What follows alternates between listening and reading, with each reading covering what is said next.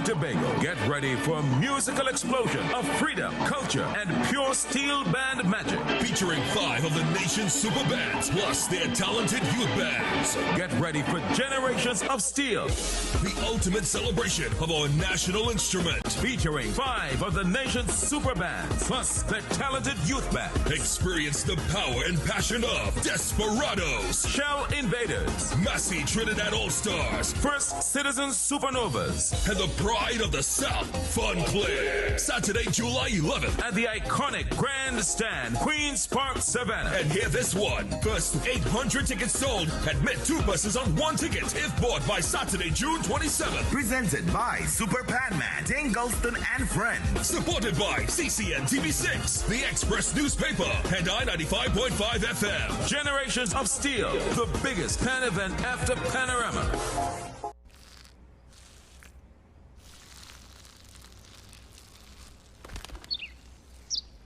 Maybe he landed here totally by coincidence.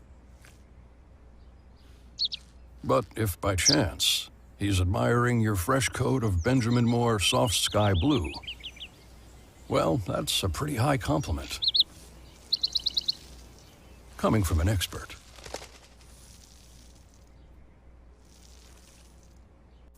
Our award-winning show is back, and this season promises to be even more exciting than before.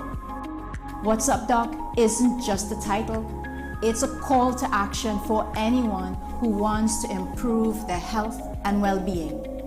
Join us on this thrilling ride towards better health on WESN Content Capital. WESN.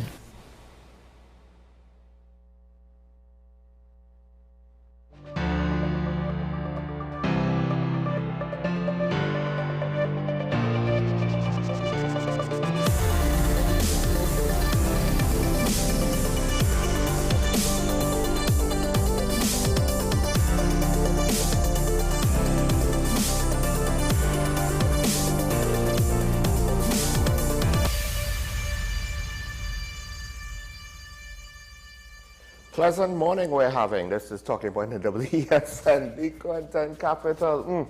Yes, Scotty looking. Now that we've established that, and it is a pleasant morning. It was nice and cool. Really maybe wish I could stay home and stay under the covers. Unfortunately, the show must go on. And speaking about going on, one of the things that I did not touch on yesterday was a topic that has been ongoing for quite some time. It's just that the latest chapter has taken a turn which on some level I did not expect.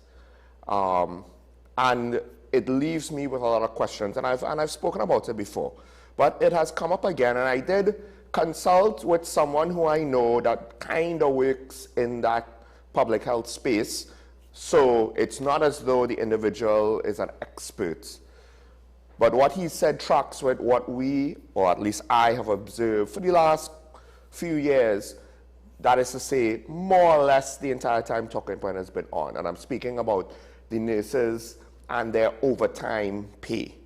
Because one of the interesting things that I think it's an inconvenient truth for Dr. Tim Gopi Singh is the fact that the nurses have not been silently enjoying the fruits of their ill-begotten gains by taking excessive overtime, but rather through their association president from since the time of the PNM, and I'm not talking just before the election. I'm talking about from almost the beginning of Talking Point's existence. And I believe even before that, although at this point in time, you know, it's hard to keep track with all of the news, right? The Nursing Association has been concerned about nursing shortages. Despite the fact that there are education programs to train new nurses in TNT, I remember when I went back to Roytech for my second stint, I believe classrooms were being rented out or utilized for nursing students in Roytech's building in Port of Spain. And the nursing situation is similar to doctors. It's not just necessarily a shortage, but also a shortage of nurses with the prerequisite skills for certain specific specialized jobs. A nurse is not a nurse is not a nurse. So because of that, but also apparently there seems to be an issue of just general staff shortages with regards to nursing. And this is what's seemingly causing the overtime bill problem. And on some level, now the question is, because I'm not in the space, and I did not talk to a nurse, so I don't necessarily have direct information. And then, of course, if you talk to a nurse, you're getting their side of the story. And then, of course, we hear from Dr. Gopi Singh, we hear his side of the story, right? And you could say it's a he said, she said. But again, what goes in the nurse's favor is the fact that the association has been talking about shortages for years.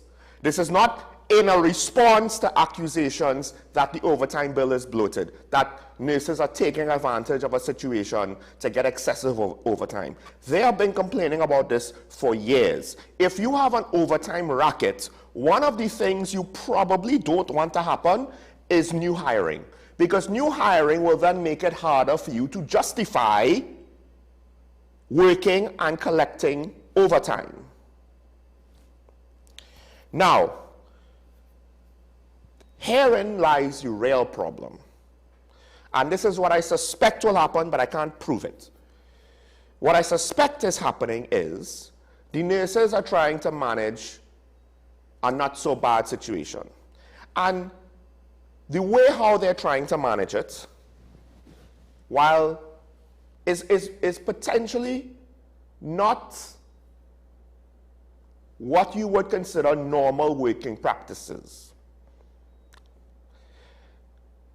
But it's not necessarily costing or causing any harm to the system. It's just their way to manage their workflows, right? When you zoom out. But the bulk of the overtime bill situation, if not all of it, is because literally they don't have the amount of redundancy already baked into the system. So any call out, any nurse getting sick, any emergency situation puts them behind the curve, because apparently they're operating at minimum levels at best. At best. So the implication is any disruption to the availability of nurses, for whatever personal, professional, whatever reason, puts them potentially below minimums at worst. One of the things that the association has pointed out is the fact that for certain critical areas, which I believe also could be the NICU. Remember the NICU situation where a lot of babies in a short space of time wound up dead, and it caused a great controversy and a whole investigation needed to be had. One of the issues is for critical areas like that, like ICU, what is the patient-to-nurse ratio? What's the patient-to-nurse ratio on most wards? The implication is that we're not meeting those standards, the international standards at least.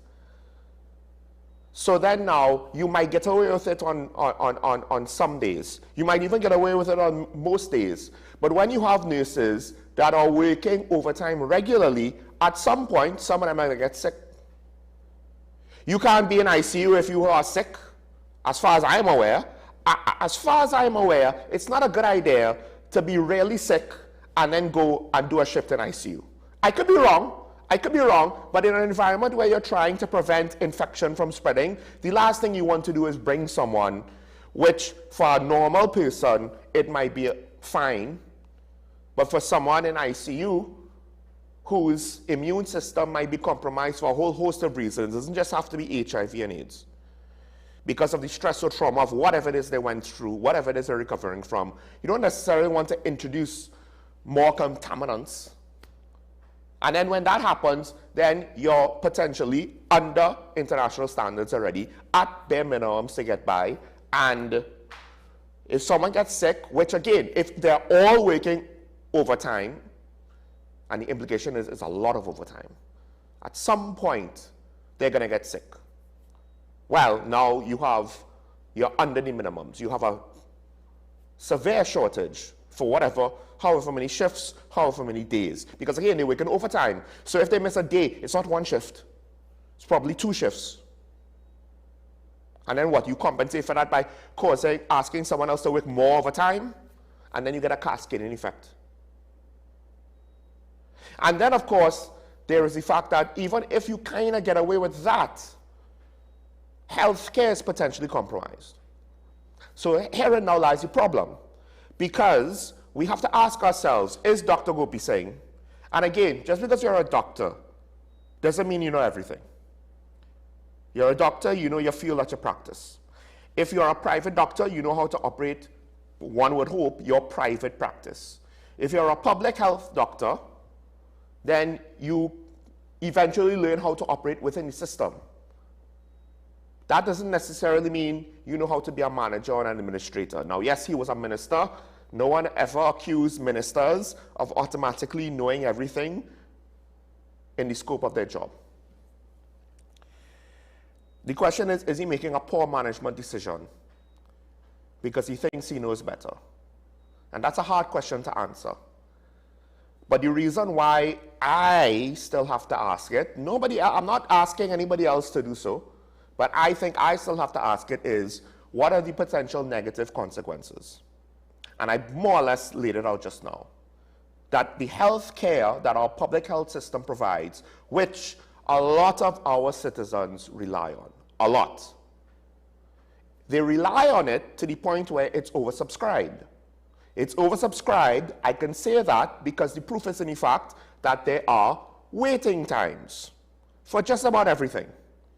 That is basically the symptom of a public health system being oversubscribed. And that's just one of the realities that any public health system that wants to be free and tries to provide the best health care as possible, it's going to be oversubscribed. You're going to have waiting times. So that means quite a lot of people rely on it, whether it's health centers, public hospitals, what have you. And imagine now if, because some people don't have a high degree of faith in our public health system. Now imagine if that perception drops due to a drop in healthcare. Essentially, and it's not guaranteed that this will happen, so if it doesn't happen, don't hold it against me. I'm speculating. But I do think it's logical speculation. Essentially, what happened with the NICU at one time, it doesn't have to be limited to a NICU or to just NICUs. It could happen for almost any ward, I would imagine, outside of the least critical patients. And then what would happen? I think what's happening is the Ministry of Health is under great pressure, like all ministries right now, to cut costs. The problem is, at one point, the Ministry of Health from losing sight of their actual purpose, which is not to be financially viable, but provide good health care. Yes, to do so financially responsibly, but you don't just overcompensate in order to rush fixes in an unsustainable fashion. And I fear one of the issues is because of what Dr. Tim Gopi Singh has said, the implication is either he does not or is willfully ignoring the concerns of the Nursing Association, which, again, this is one of the unions that is not saying we need more money. This is one of the unions that's saying we have an issue with staffing problems. Let's not forget what Edie Stewart said months ago, maybe last year or the year before. Nurses are being held at ransom. But part of the hostage takers are other nurses who don't care. Because when they call out for whatever reason, who has to work extra overtime? And this situation can blow up in the government's face if they're not careful. But hey, apparently he slashed the overtime payments were close to 40 million. Didn't necessarily say what is the period, right? Now they have hired more nurses. Have they hired enough? Because the fact that the two narratives are so different gives me a concern that the issue is not going to be seen about properly. And then what are we going to face? But like I said, they have hired more nurses, so like I said previously, it might not happen. We might just get by. But one of the other issues with the Ministry of Health and the public health system is not just a nursing shortage. There also is a situation with depending shortages of doctors, particularly specialists, but also supplies.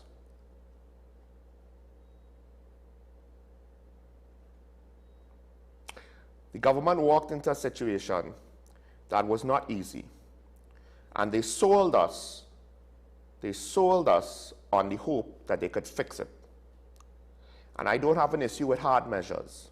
What I do have an issue is trying to mama guide the public, making it seem as though everything is fine and everything that they're doing is going to fix the issues, and not leveling with the people exactly how bad the picture is. And a part of me thinks that Cabinet does not actually know or want to acknowledge the full extent of the challenges they inherited. Challenges which, honestly, we could blame the PNM for not fixing, but I don't think it was within their capacity or the capacity of anybody to fully fix even with 10 years. Such is just the nature of the beast that you had coming from low oil and gas revenues into COVID, into our international trade issue with a shortage of containers, into a war that caused food prices to go up. I'm not saying the PNM is blameless, I'm not. But they committed the same sin of not leveling with the people. Because if Trinidad is not paradise, I guess they fear a revolt of the peasantry, I don't know. But we'll speak more about that later on in the show.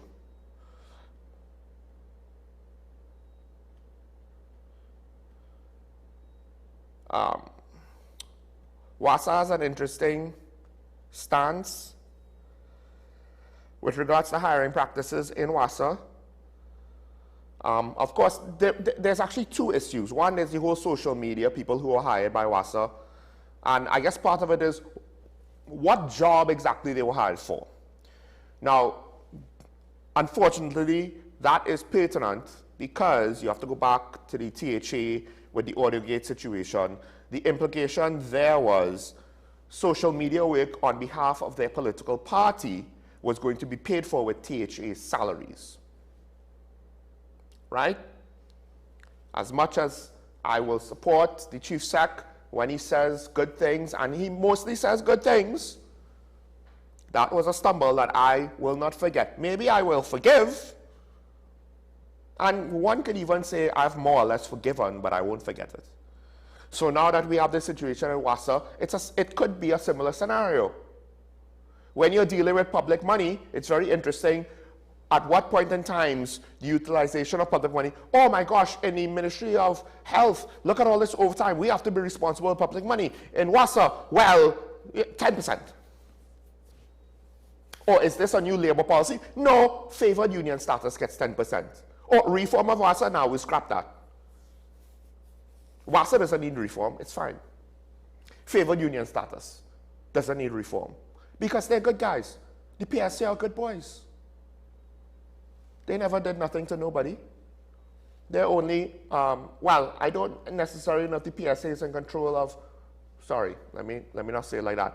If I assume WASA workers in Tobago might be part of the PSA, I'm not entirely sure who made this call, but somebody in Tobago is scamming hotels for water truck delivery. Water truck delivery, which is only necessary because WASA in Tobago can't actually maintain their bloody water supply at times. To be fair, there was terrorism, But I don't know, maybe the terrorism to cut the water supply in Tobago by vandalizing equipment might have been done by whoever had the water truck racket for the hotels over Easter weekend. No one's speaking about that from the government. So, Guardian Media had a Freedom of Information request with regards to the hiring practices, because there was also, let's not forget what Marvin Gonzalez said. The PNM hired a CEO, someone with experience running a national water system. Granted, it was Barbados, a smaller country, but still, that's pertinent experience, right? That's pertinent experience. They replaced that CEO with someone who was his handler, or who was appointed his handler, according to Mr. Gonzalez. Someone who doesn't have executive management experience.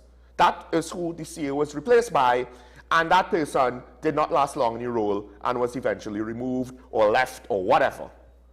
So there's a lot of questions with regards to the hiring practices of the entity whose union is the most favored union under the current administration.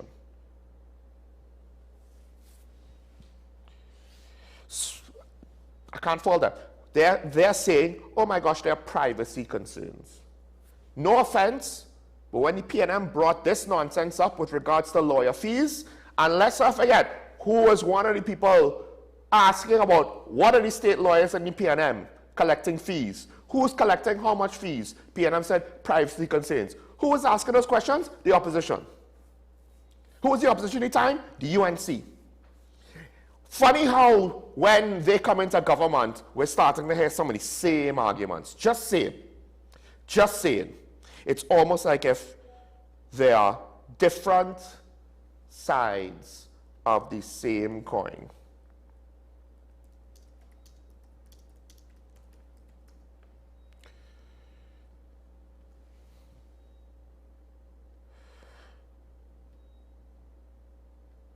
Now, one of the other things that's coming up is the PNM internal election.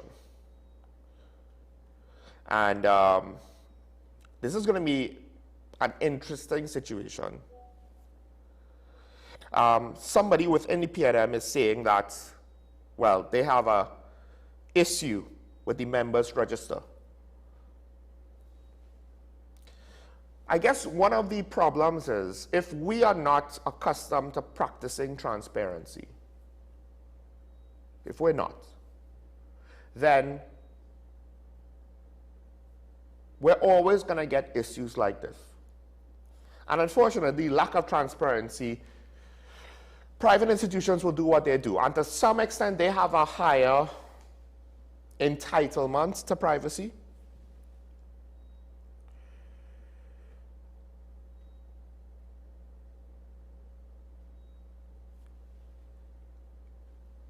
But public institutions, of course, has to have a certain level of transparency.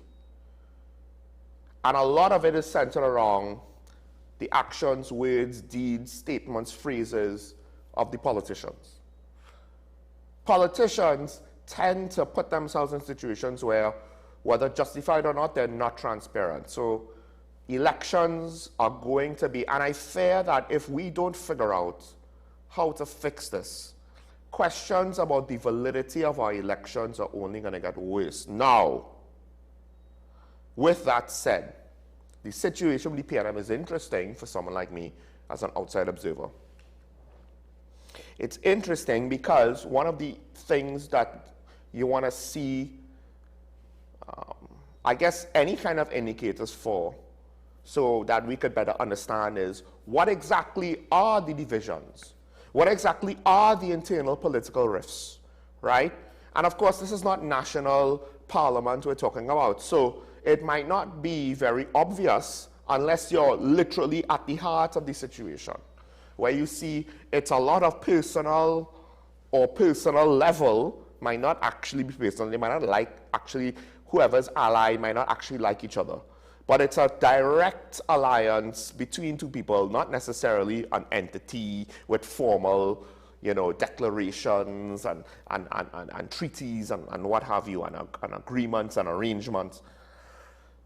So of course now, the question is what's the internal elections, how it's going to play out.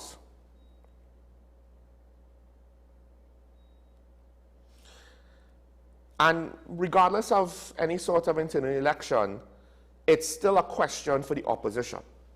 One of the things that I try to maintain is that, and I believe I said something to this effect yesterday as well, Penelope Beckles, while being a member of cabinet, being brought back from exile by the Keith Rowley administration, she was not a central core player in that administration, I would believe.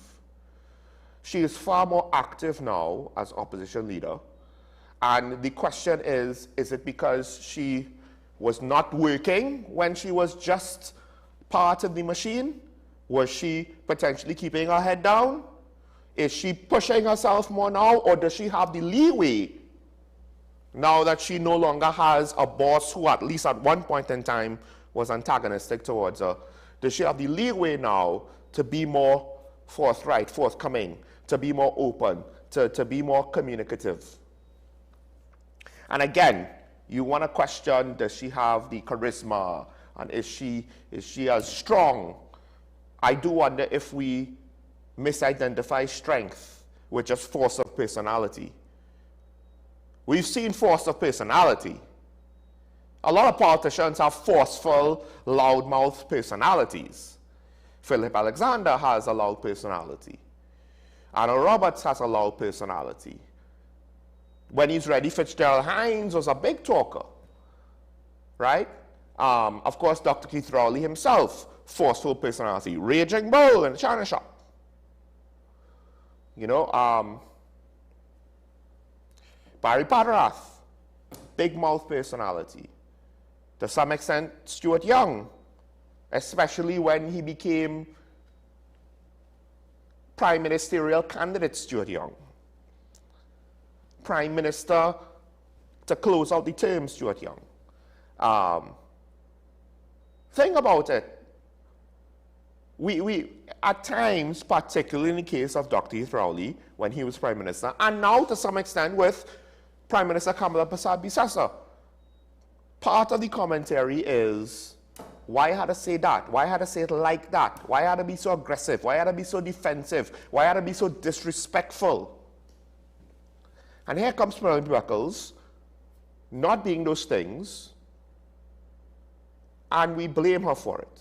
Now, I don't know if she's going to be a good prime minister.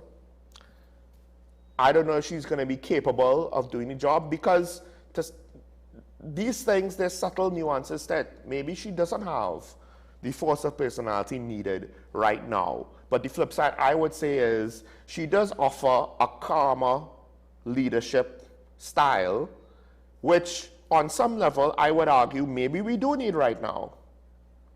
Regardless, I do find it somewhat disingenuous that she is associated with the Keith Rowley regime so strongly. Because on some level, and maybe it's because I believe Kamala had to go through a transitional period, right? But on some level, we have allowed the Prime Minister to divorce herself from her time as part of Basil Pandey's cabinet, to the point where she literally, maybe not direct enough for most people, but she's literally bad-talking the Pandays. The reason why Michaela Pandey will probably never be in the UNC is because of whatever bad blood situation they had when she won her internal election and Basil Pandey tried to say, nope. That was a whole thing. That was not a smart idea on his part. And that's probably one of the real blemishes to his legacy, unfortunately. And the Prime Minister took a very strong stance with regards to removing elements of nepotism in the party.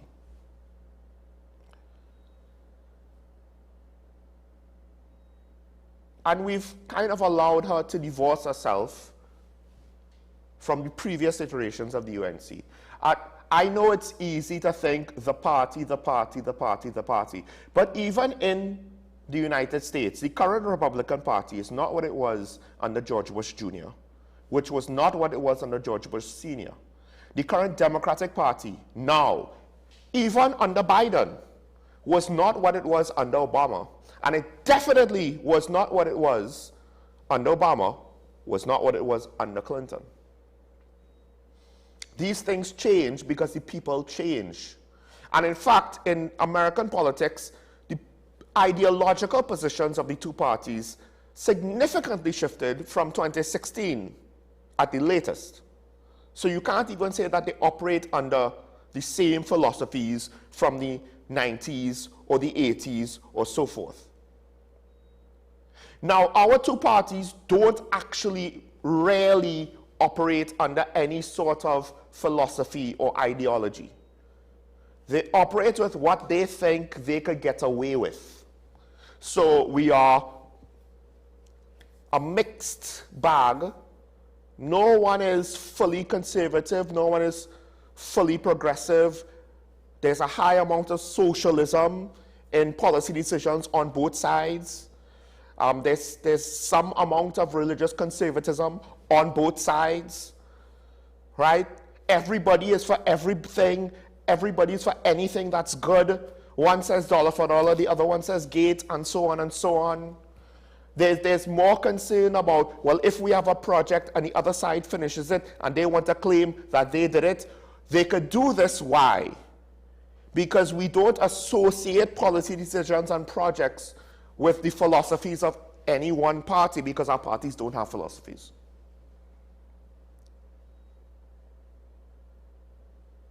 They'll use similar policy decisions.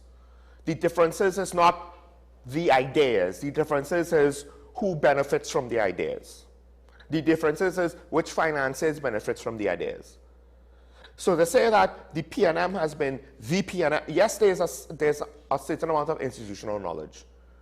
Yes, there's a certain amount of lineage. But to say that the PNM of today is the exact same as the PNM of yesterday, no, it's about 4 or 5 different PNMs. And they might have committed very similar sins or even mostly the same sins. But it's still different people.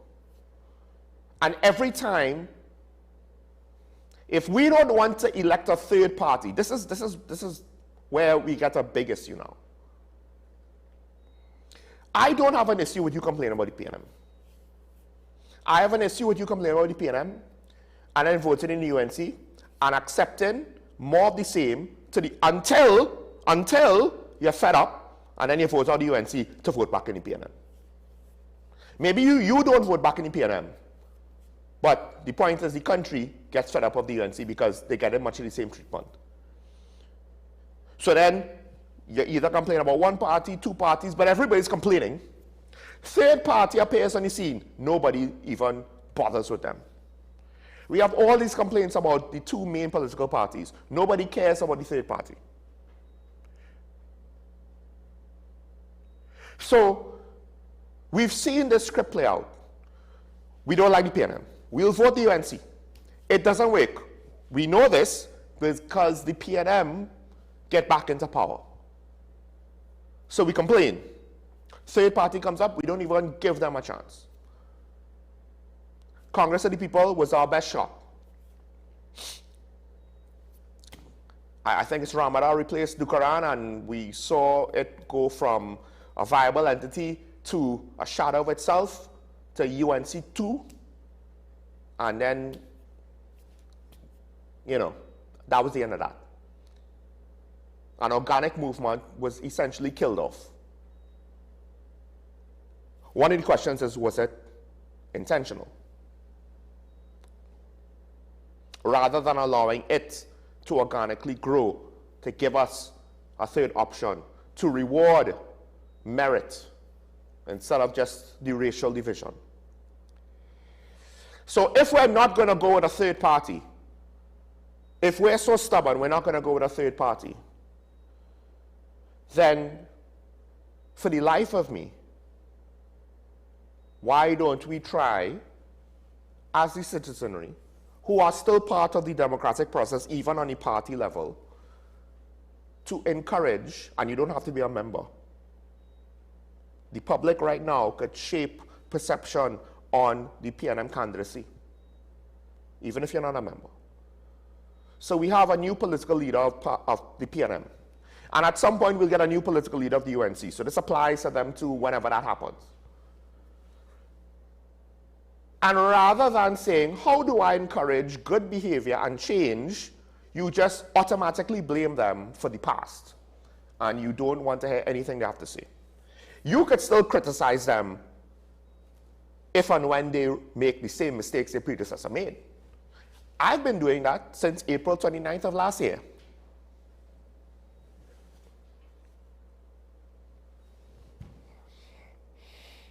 And to be fair, a lot of the key players of the last administration are still there. So if you want to give them specific criticisms, have specific questions, and if you want to then question the overall party agenda, that's fair. Because by continuing to respond negatively to individuals who you are not performing or behaving in a negative manner, then you send a clear signal, hey, continuing this will not be tolerated. But with regards to the opposition leader, and again, it's not about I think she's good for the job. We haven't reached the part of assessing her yet. But the point is it has to be a fair assessment. Because she's being blamed mostly for not being the thing that we criticize and complain about for the last however many years. If she's going to fail, let her fail on her own merits. Don't just automatically label her as not good enough because she's not a Dr. Thrawley. Or she's not, well, whoever you want to say is a loudmouth. You want an Arnold Roberts to be the political leader of the PNM, not necessarily that individual, but someone with that kind of brash, aggressive, bacchanalist style of presentation, of communication. Why? Why? On some level, that didn't work for the PNM on the campaign trail, ironically. What worked was the UNC's message of hope. A message that they stopped spreading a few months into their first year. But we're so conditioned for the rah, rah, rah, now that the election is over, we're like Pavlov's dog. That's what we chase. Abusive language, not actual leadership. And again, I'm not saying that Penelope Beckles is going to be a great leader. I'm saying the criticisms of her is kind of hypocritical, to be honest. And it is discouraging anyone who wants to try to make change because they're saying, well, look, if the main complaint that's going to sink is she's not rah-rah enough, I'm not going to bother with these barbarians, with this barbaric way of politics. Uncouth, uncivilized, unsophisticated, and at times unintelligent. And that's how the best and brightest of us, more or less, that's why they leave. So it'll be interesting to see how this internal thing plays out. I will laugh if Penelope Beckles is replaced by one of the previous usual suspects in any sort of power play.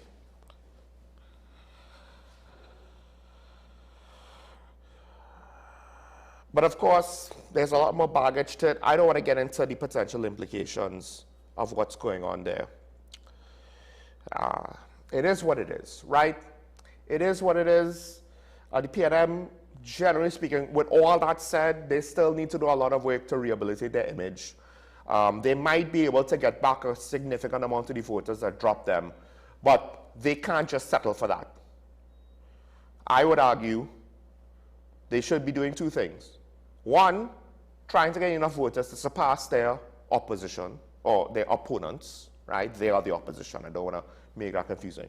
Trying to get enough votes to surpass the current administration's previous vote count, at the very least. There should be enough votes to be had, given the fact that the voter turnout was 54%. There should be enough votes to be had, right? But then also, this is the naive fool of me. I don't know, maybe like try to do your job better, but now to what extent? And this is the thing, one servant cannot have two masters. One mountain cannot be the home to two tigers. If you have to serve the needs of other agendas before the people's agenda, it's a disaster already.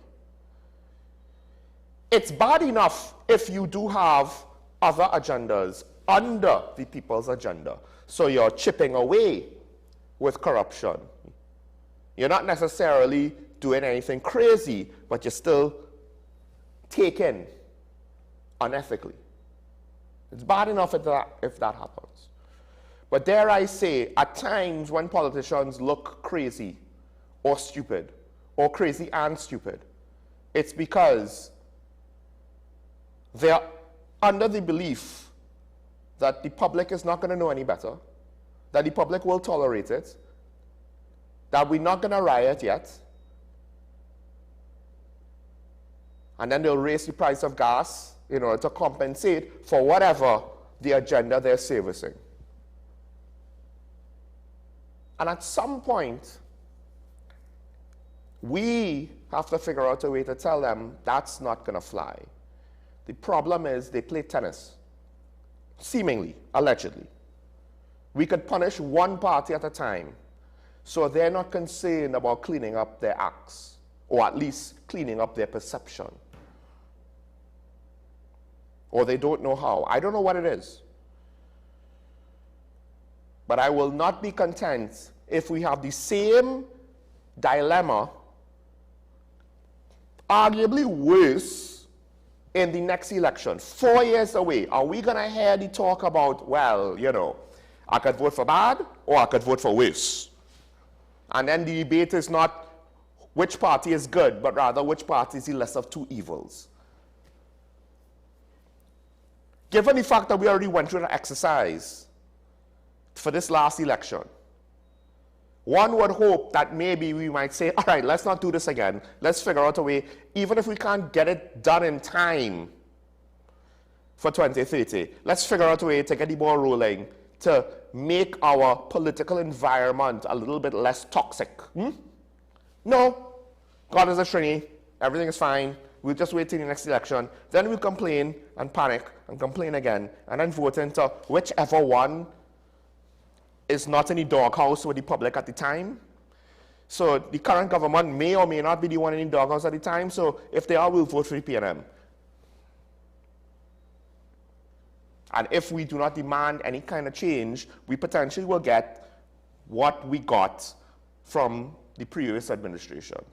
And if that's good enough for you, then I'm sorry. And I'm not saying you have to get rid of all the people. I'm saying we just need to have higher expectations for many of the same people. And I do believe that they'll be able to pull through. Because part of it, like any corrupt public institution, it's not that everybody enters it with the goal of being corrupt, but rather for you to survive in it at times, you'll be forced into unfortunate circumstances that you never thought you would be put into, and to make decisions that you never thought you would make. And if you want to think, oh no, it's easy to stand your ground on your principles, that's not how life works. Just ask Germans in 1939. Ask them how easy it was to stand on their principles. Ask anybody that enters into politics. There's a reason why, for the most part, no matter how well-meaning and good-natured most politicians, after the end of a long career, have a lot of skeletons in their closet that they don't want to answer. And that's why the best and brightest of us avoid politics and leave. Allowing countries like the United States and Canada, England, the Scandinavian countries, Netherlands, Norway, whatever, Australia, they enjoy some of the fruits, not of both our labor, but also just from our soil, off of our tree, our family tree, our genetic tree. The product of our essence, our spirit, our blood, to be enjoyed by some other nation who might not necessarily have things that much better than us in terms of governance and what have you, but overall, the World Cup is showing it. The perception of America is probably not the reality. Oh, how reality shifts when actual interaction and experience comes into play. All of a sudden. All of the hate and criticisms, but the product of that country on the ground, of its people, has charmed the entire world that has come there, essentially. The people. And while you might not understand or outright disagree with their politics, fact of the matter is they have a strong sense of self. For better or worse, they are actively engaged in their process, and one could argue they get what they want, sometimes at least. That's far better than where we are. Disengaged from our process, not actively participating, we never get what we want. Think about that. Let's take a quick break. When we come back, the conversation continues. Stay tuned. This is Dr. WSN Show. Mike Swan. We'll be right back after this.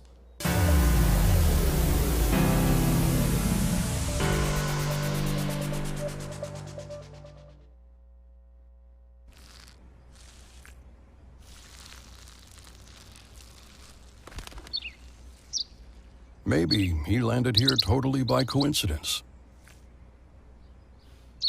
But if by chance he's admiring your fresh coat of Benjamin Moore soft sky blue, well, that's a pretty high compliment.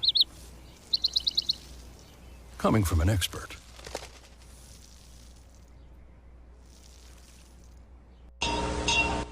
Trinidad and Tobago, get ready for musical explosion of freedom, culture, and pure steel band magic. Featuring 5 of the nation's super bands, plus their talented youth bands. Get ready for generations of steel. The ultimate celebration of our national instrument. Featuring 5 of the nation's super bands, plus their talented youth band. Experience the power and passion of Desperados, Shell Invaders, Massey Trinidad All-Stars, First Citizens Supernovas, and the pride of the South, Fun Click. Saturday, July 11th. at the iconic Grandstand, Queen's Park, Savannah. And hear this one. First 800 tickets sold. Admit 2 buses on 1 ticket if bought by Saturday, June 27th. Presented by Super Panman, Dane Gulston and Friends. Supported by CCNTV 6, The Express Newspaper, and I-95.5 FM. Generations of Steel, the biggest pan event after Panorama.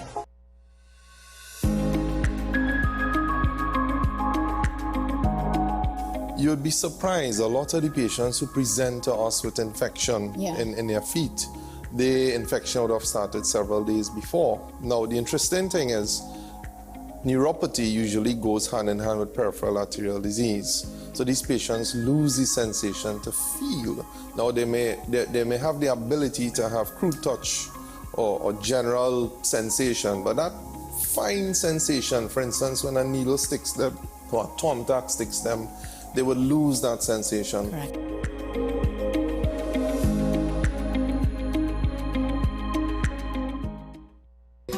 Take some time for yourself or spend some time with the family at Sandy Point Village Hotel.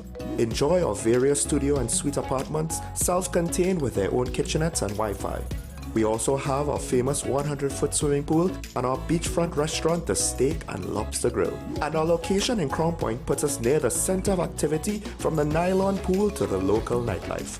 Call us and make your reservations at 639-8533, 389-2378 or email us at sandypointvillagehotel@gmail.com. Knowing how to tell authentic is as easy as 1, 2, 3. Find it, match it, search it. Step 1. Find the style number on the tag. Step 2. Match the style number inside the jersey with the number on the tag. Step 3. Search it. A quick Google search of the style number will verify the jersey is authentic when the search results match the jersey being searched.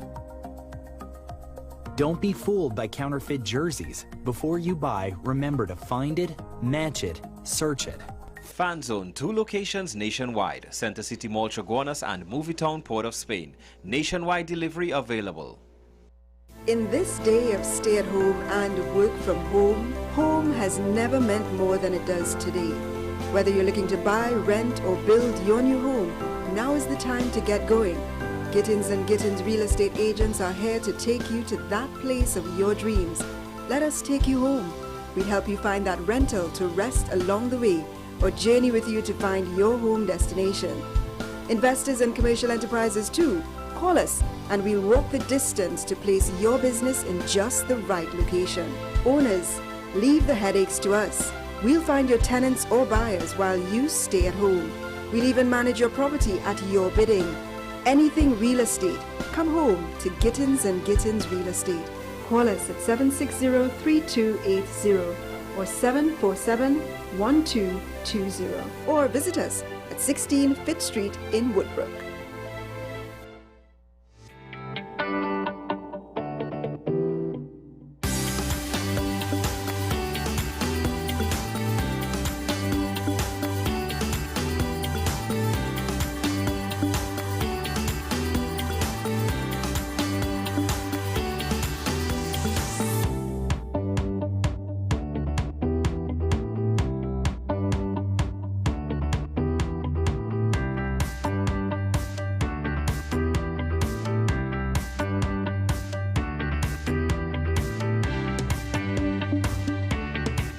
Are you driven, ambitious, and ready to earn? WESN, the content capital, is expanding, and we're looking for dynamic media sales executives to join our team. Sell powerful advertising solutions across television, digital, and social media platforms, and help brands tell their story. If you have strong communication skills, a passion for sales, and the drive to succeed, join WESN today. Send your CV to marketing@wsncc.com or WhatsApp 6861662 and start building your future. This is 10 Questions. I'm Andy Johnson. The distance from where we should be in the world in going forward on our commitments with climate change. The effects of climate change that cannot be accounted for. It's called loss and damage, and we're seeing loss and damage happening so much more in this decade and the previous decade. The principal term there was this question of the correspondent banking issues. That is why we're trying to build capacity with this country here, Trinidad and Tobago, and other countries in the region. Man is not showing any signs of stopping or even slowing down. More than half of the forest in Trinidad is already gone. All the plants and all the animals and all of the nice clean water and fresh air and everything had to be on this planet for humanity to have a chance. We have small change when it comes to countries that can take decisions, and when they speak, the world listens. The General Assembly is a very democratic forum. And Trinidad and Tobago has the same vote as Canada, in spite of the obvious difference in size.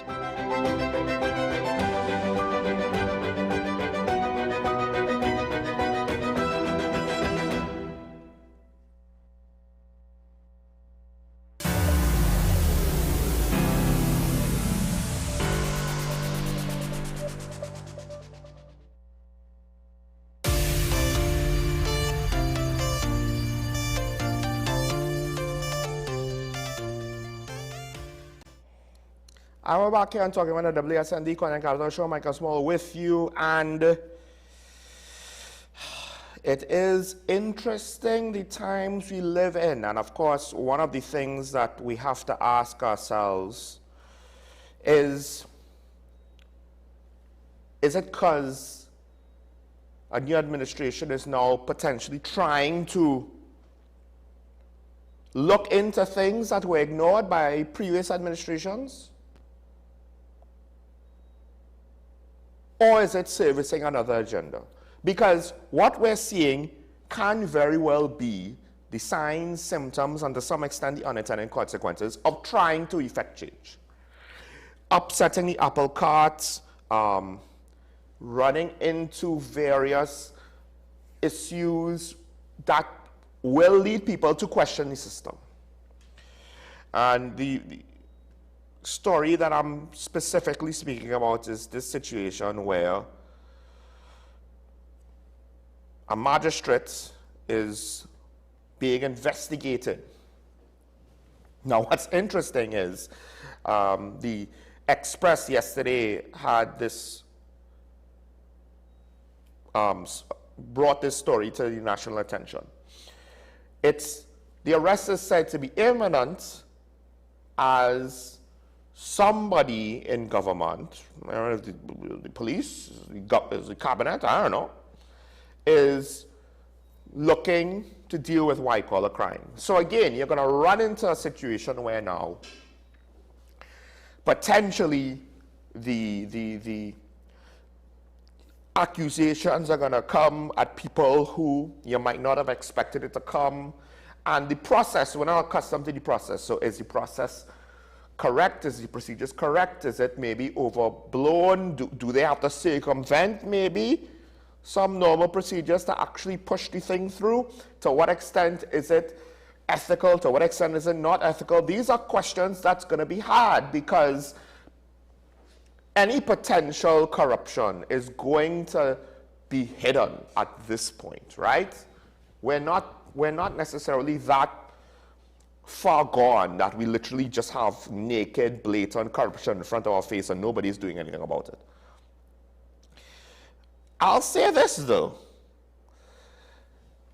Ain't it curious that they haven't just snatched up this magistrate and held him on a PDO?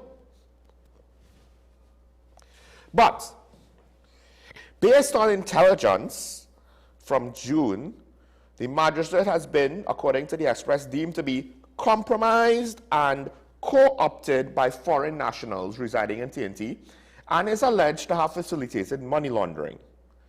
Right?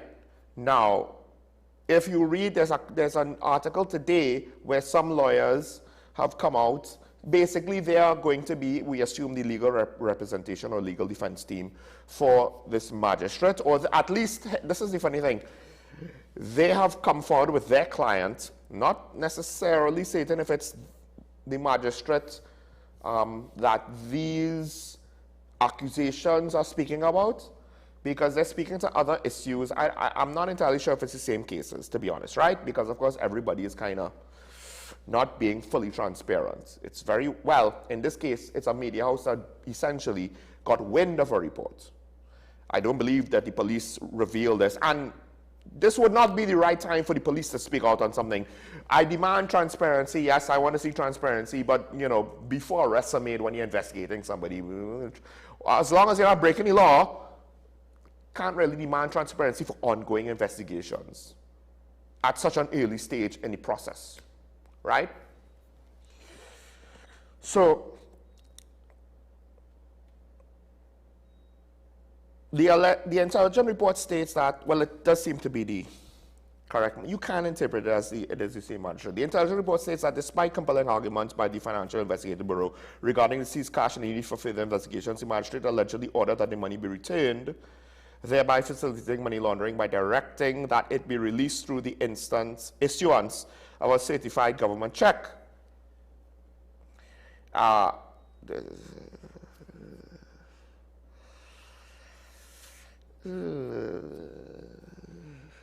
You see, I kind of understand the reasoning here, and maybe the Express is missing something.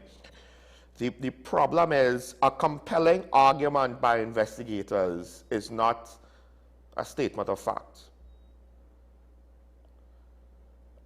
I am assuming that the seized cash, while you may know that it's money laundering, have you proven it in a court of law?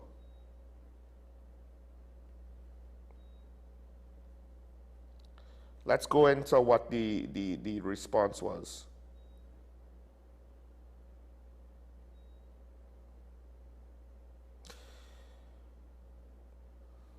Initially, the magistrate, according to his, I believe according to his legal team, the initial hearing, the magistrate ordered the cash continue to be detained. At the next hearing, evidence was presented and there was cross-examination. At the end, it was conceded by the prosecution that there was no grounds to continue the detention of the local currency, and the magistrate ordered its release. So now, I guess this is where I go to the flip side of this could be a symptom of trying to deal with what I call a crime, to this could be a symptom of people using that as an excuse for an agenda, or looking to take a shortcut because they don't actually know how to do the job. Because one of the tropes with regards to cinema, and you could say one of the stereotypes that you see played out in real life, is the fact that the criminals will get away with things and the court can't do anything about it. When the reality is, depending on the situation, yes, if you don't have evidence, the court can't do anything about it. So at least according to the magistrate's side of the conversation, and again, it's just his side, and it's technically also not evidence, but I would imagine the proceedings he's speaking about are part of the public record. They're basically saying, well, the state, the prosecution conceded there was no grounds to keep the money. So, potentially, one of the arguments for the investigation is that a magistrate who had no grounds to keep the money in possession by the state released the money, and because he released the money, that he had no actual grounds in order to keep, because the prosecution conceded this fact. Because he released money that the prosecution allegedly or apparently conceded that there was no grounds to keep in the state's possession, somehow he has facilitated money laundering. He has the argument, according to the news reports, so this could be very wrong, but according to the news reports, if the reports are correct, the investigators are basically saying because the magistrate technically upheld the law, he was facilitating money laundering. Now, you got to take that with a heavy grain of salt, because again, this is just based on news reports. However, if these reports are true, it does make me uneasy, because the real narrative that we should be concerned about is not, now we could read the reports and we could think we know what's going on. We don't fully know. So it's very difficult to come to a conclusion on this whole situation, right? So that's part of why I'm saying this is essentially leaving us with more questions than answers. And the implications are beyond just this one magistrate. Now, the questions are with regards to what was the magistrate doing? What was the magistrate not doing? What was the people working on the cases around him doing? The investigation, how legit is it? How professional is it? How good are the investigators, right? What premise are they working from? What evidence do they have? Is the magistrate corrupt?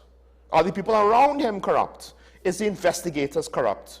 And we have to include the last part because, I'm sorry, blame your boss for any questions with regards to the validity of your work on high-profile public matters.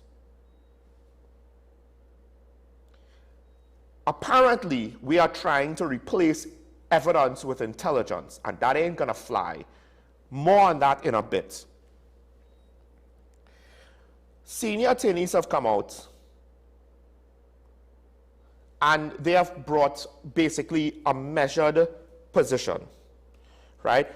Israel Khan, he is saying he's shocked at the allegations, at the investigation, but while it could harm confidence in the judiciary, he's saying that the institution should refrain from commenting until the investigators have completed their work. And I think you could go on to say that on some level, ideally, we shouldn't really be commenting on the situation, right? As Minister Alexander said with regards to the matter with the Hadids, let the police do their job. The problem is that only works if we have confidence that the police will do their job well. And while I have confidence that some police do their job well, I'm still waiting to find out what happened with the Brent Thomas affair. There was a police investigation into that. We haven't heard jack about that. I'm still hearing to find out what was going on with the arrest of Ella Christopher. I believe someone was looking into that. We have yet to hear anything about that. So please, forgive me for not having confidence when it comes to high-profile investigations for it to be done well. There were 2 suspects with the Andrea Barrett murder. I wonder what happened to them. Was that the police doing their job well? A man raises his hands and gets killed by police bullets. Is that doing a job well? Police need body cameras so unnecessary suspicion is not cast upon them. But their commissioner and their line minister disagrees with that sentiment. Is that doing their job well? Particularly now when that decision has come back to haunt them in a incredible karmic, retributive way. But I agree with Israel Khan. I am caught in the middle. I am caught in the middle because, one, I am feeling it, and I know even if I wasn't feeling it, members of the public would be feeling it. The sheer and utter distrust for the system. The interesting thing is, in this situation, the system is technically investigating another aspect of the system. And that's why we can't discount it. On some level, magistrates, like police officers, have to be held to a higher standard. The issue is not whether or not he should be investigated, even if the premise that the police has is total garbage. On some level, you know, that's just what we're hearing. That's just what we see in the reports. We don't know how deep this goes.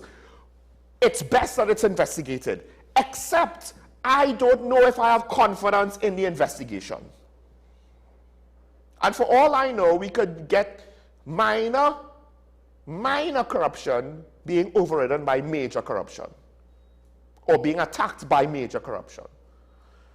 And the pursuit of truth, justice, and whatever it is we think the Trinbagonian way is, might just be a smokescreen to deal with someone who is not politically loyal.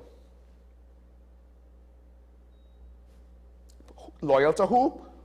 That's up for you to decide. But with regards to certain situations and issues, the police service as a service has not necessarily displayed a level of professionalism and competence that inspires confidence. Because I don't know about you, but I've been told that the police makes recommendations on the laws, and yet the criminal justice system, with regards to loopholes in the laws that is making it difficult to enforce the intentional spirit of what should be and should not be illegal in this country, like gangs. The laws meant to give law enforcement the capacity to deal with gangs apparently are not working. The system is not able to deal with gangs, nowhere near fast enough, nowhere near effectively enough. And instead of hearing, what are we going to do to fix the system, we hear all kind of cockamamie ideas that are essentially rehashes of old ideas that didn't work then and they're not going to work now. So,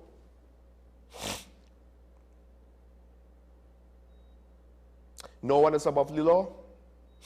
Judicial officers are not above the law.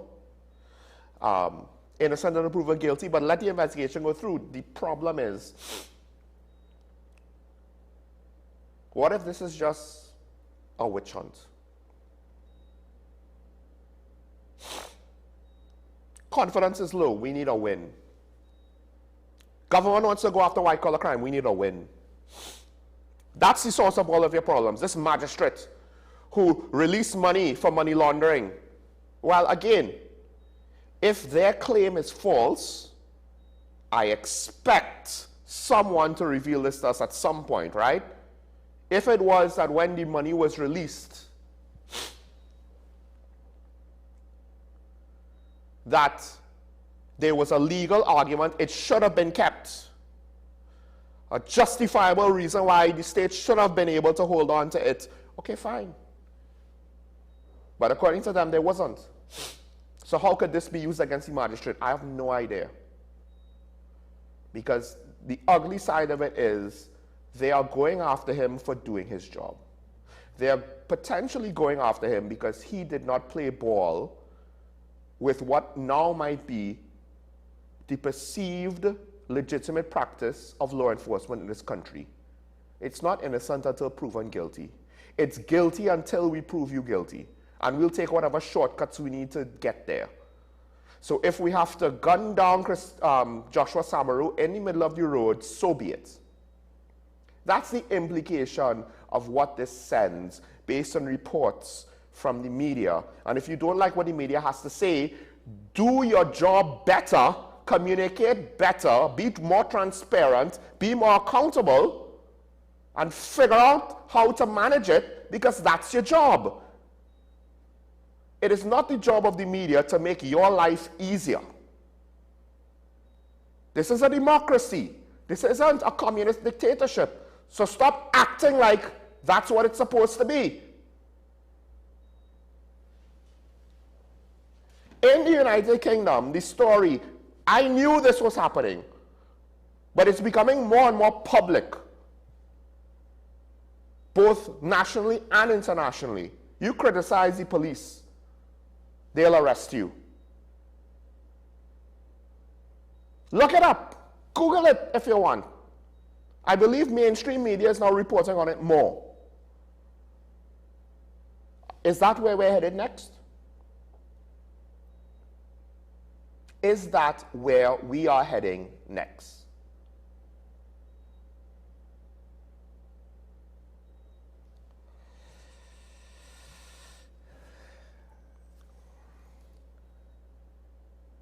Is this magistrate being singled out because he wouldn't play ball? Where does this money come from? What is the stakes involved with this? All of these things hopefully would come out. And if they don't want it to come out, then maybe they shouldn't have made this. Once you go after a magistrate, it's going to be a public circus. If you don't appreciate the fact that you're going to cause a public circus, then you probably are not fit for whatever position you are, whoever decided to go down this road. And yes, Israel Khan acknowledged this could damage public confidence in the judiciary. But dare I say, how this thing has been rolling out. And again, I was quoting from reports from the Express. So this has nothing to do with whatever perceived bias against the government that the Guardian has. And regardless of whatever bias they have, I have questions. Because you bring another high-profile matter that doesn't have all its ducks in a row, that hasn't crossed all its T's and dotted all its I's. If this is all it takes, to potentially cause serious questions into this matter, 2 newspaper reports, and you just take the facts in one and you compare them to the facts in the other, or at least the perspectives or the perceptions or the claims, if this is all it takes, then I have to question. You really know what you're doing? So as much as he said this could damage confidence in judiciary, dare I say, if this magistrate investigation is not handled properly, it will further damage confidence in the criminal justice system. And yes, somehow, no matter how bad the situation gets,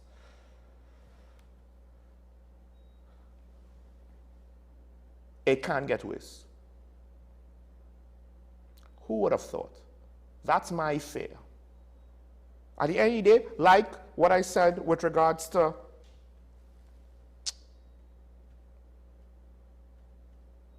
the nursing situation, it's not guaranteed my concerns are going to be proven to be true. It's not guaranteed that my worst case scenario is going to be the future. I actually hope that it's not. I don't want to see healthcare collapse, and I don't want to see the criminal justice system collapse. But at this point, it seems as though too many members of law enforcement are hooked on this drug called state of emergency. The addiction of the shortcuts that the state of emergency provides, apparently, too many members of the police service. We haven't necessarily seen prisons or the defense force outside of holding certain high-profile prisoners. Too many members of the police service and in national security on the government side, they're hooked on this white powder called state of emergency, apparently. And all of the ease that emergency powers gives them.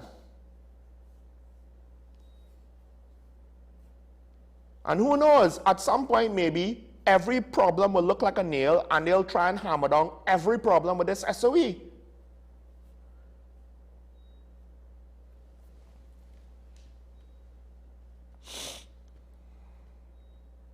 So,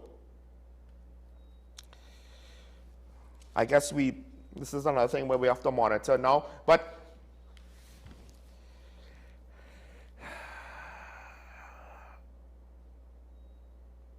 it is not inspiring confidence at all. I don't know about the rest of you, and maybe you think, oh yeah, this magistrate crooked, get him. I'm not saying that you are playing into their hands, but potentially you're falling for the distraction. Potentially, if this is a scapegoating situation, you're going to fall for it. That doesn't mean he's innocent. That doesn't mean I'm saying that he has to be innocent. The magistrate, that is. I'm saying you need to not be so enthused with a narrative and look at things with more patience and objectivity. Anyone cheerleading that this magistrate is guilty until proven guilty, essentially, that's not objectivity. That's not pursuing the truth. That is wanting an emotional release. That's wanting a win no matter the cost. The problem is the cost could be our soul. Because of that, I would argue we should hold off on any sort of emotional pronouncements. But, and it works both ways, but I can't say that I'm very confident with this situation. I'm feeling rather quite uneasy about it. Now, the magistrate, apparently, he's being investigated because intelligence. And again, depending on the news reports, if the Express has reported things accurately, and if their information is reliable, then we had to start the question of intelligence, right? The validity. Now let's go to the next topic, because I found this interesting. There, of course, was the situation with the UK report on gangs. Now, the UK report on gangs was more along the lines of asylum, so it was more along their immigration arm of their state. And they reported there was 186 gangs. And the Minister of Homeland Security came out, there was an article that came out yesterday saying our figures were different. And this is what he said, quote, they probably got their intelligence from whatever source. We have our intelligence here. Now we live here, so we understand what is happening here.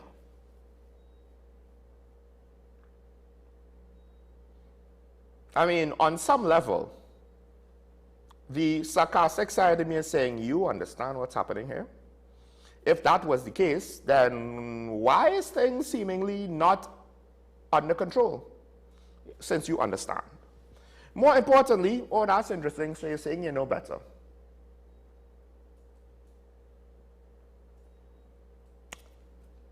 So then we don't get any intelligence from foreign agencies?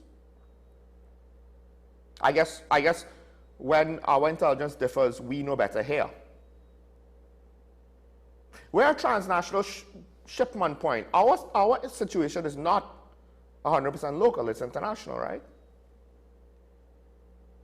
The influence is international, right? But we understand what's happening better here. Ain't it interesting? Oh, no. We understand what's happening better here because we have a smaller figure of gangs. Now, here's the thing. The reason why this doesn't inspire confidence is not because he's disagreeing with a foreign government. The reason why it doesn't inspire confidence is he's debating this issue in the first place. And how he's debating it. It's unnecessary. It, for the most part, might be an issue of semantics. They want to say 186. We say it's not really 186. It's more like whatever the figure we have, right? He doesn't even give us a figure. But essentially he's saying, no, they're wrong, we're right, because we know better. Doesn't that sound like a schoolyard argument? And yes, on some level you might know better, but if you can't explain how and why you know better, you need to understand that your argument is worthless. It is worth less than the paper that it's printed on. And in this case, I'm reading it digitally. It's not printed on paper, therefore it is worth less than nothing. Now, especially when he brought up the fact they probably got their intelligence from whatever source, we have our intelligence here. First off, let's be frank. I won't be surprised if the UK government got their intelligence from their intelligence people, and if their intelligence people are reading your mail. Let's just get that right off the bat. Maybe not, because sources and methods, you might not use such level of infiltration for such a public situation. You might not, right? That is the intelligence game. Everybody spies on everybody. You think we are somehow off the radar? No. The American State Department knows or has reason to believe that senior government officials are involved in human trafficking in this country years ago. And that's what they're willing to say. That's what their intelligence agencies, and the State Department has, I believe, its own intelligence arm, but that's what they're willing to say publicly. So you want to say, they have their intelligence, we have our intelligence. Dare I say, you mean to say that British government's intelligence and our intelligence are different? And because they're different, somebody's wrong? You mean to say intelligence could be wrong? Now, let's go a step further. What if our intelligence is wrong and the British intelligence is correct? What if there really is 186 gangs? Now maybe the British intelligence is counting gangs that are defunct, that broke apart and formed new gangs, right? But let's just, for the sake of argument, ask the question, what if, because this is, again, immigration, not necessarily law enforcement, so classifying gangs, tracking gangs, identifying gangs, that in and of itself requires a lot of effort and a lot of sophistication and a lot of analysis, and you really do need to be in the weeds per se, right? When you speak to American law enforcement officials with regards to the requirements under their laws to identify gangs legally in the court of law.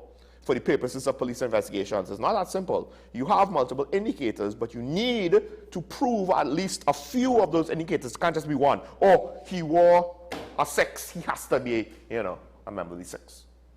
Or whatever the gangs are right now.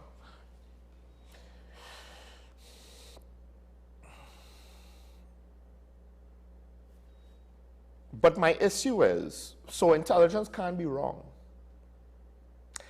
By the way, we are relying on what? We are relying on what to issue PDOs? There's an investigation into a magistrate based on intelligence. They never say it's based on evidence. There's an investigation with regards to conspiracy to commit murder with on the Hadids based on intelligence. They never claim to have evidence. They can't charge them yet, apparently, as far as I'm aware. I don't know why Minister Alexander brought up the Director of Public Prosecution's name in one of the articles when he was speaking about the matter, but as far as I'm aware, they ain't been charged, so he's had nothing to do with the matter just yet. They're being held under PDOs based on intelligence. We've always had intelligence. We can never act on it or get evidence to get convictions. No. So now we have a situation where our minister is saying, well, our intelligence differs from their intelligence. Their intelligence is obviously wrong because we live here. That makes our intelligence automatically right. This is the thing. If that's the level of your argument, that does not inspire. Because I could see an argument why your intelligence might be more correct, but you didn't make it. You didn't make it. I had to speculate on it on my own. This is not inspiring confidence in the validity, the accuracy, the reliability of state intelligence. So on one hand, we have state intelligence that, for the most part, we have yet to see any real utilization of it. Because again, intelligence is supposed to turn into evidence. But all the intelligence on the gangs in the world amounts to nothing. But all of a sudden, we have enough intelligence to go after people and put them under PDOs.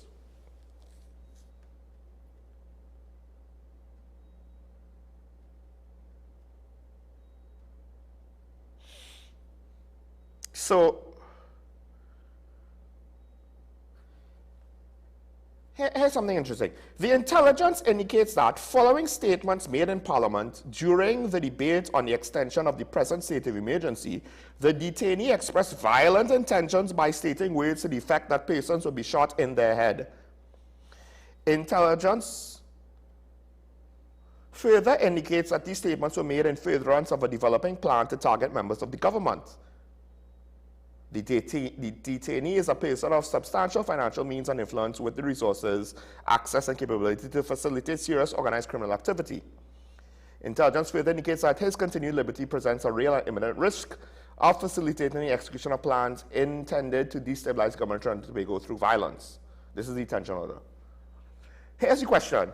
What was the forum that intelligence said he made these statements?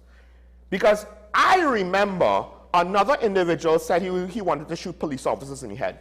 And I'm fairly certain most right-thinking people, not the police, identify the fact that this individual was a grieving father, Mr. Samaru, who, by the way, the conditions of his detainment may have something to do with the fact that he's sick. Not sure. But while I concede the fact that he should not have said what he said, we understand the context of what he was saying. Didn't sound to me that he was calling for the public to rise up and shoot all police officers in the head. Sounded to me that he was expressing extreme negative emotions due to extreme grief because he saw his son being gunned down by the very same people who conveniently are saying, oh, well, we need to detain you. Ain't that something? How to make a situation worse. I think I need to walk back to my previous statements on that. The police need to respond, but I don't know if keeping him in detention is the correct response. But again, every problem is now a nail. We have to hammer it down with the state of emergency because we're addicted to that euphoric feeling of pure, unbridled, unlimited power.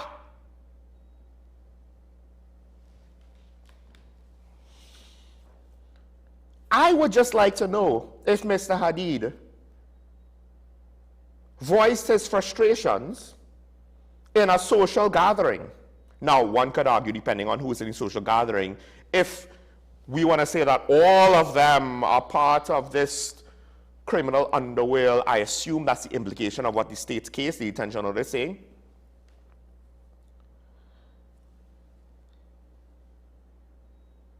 But if it was a social gathering, this is Trinidad and Tobago. You think this would be the first time someone has said that they wish they could shoot a politician in the head? This is not something that should be said. This is a stupid thing to say. And it will be even more stupid if you are contemplating doing it. But people have said stupid things before. Now, I don't know what the context was when he said what he said. It could be very bad context. It could be very bad. But given what happened to Mr. Samaru literally, what, a week ago? Unfortunately, I now have to ask the question. Because the implication is that he said this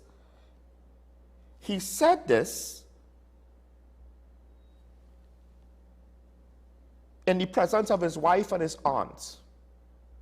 Not in the presence of gangsters or hitmen or whoever else. Because again, if they had intelligence of where he said it and who he said it to, then they would know who was there. I would imagine you would detain those people too, not so? But you detain 2 women. Yeah, this is a posse who I fear is going to destabilize the government.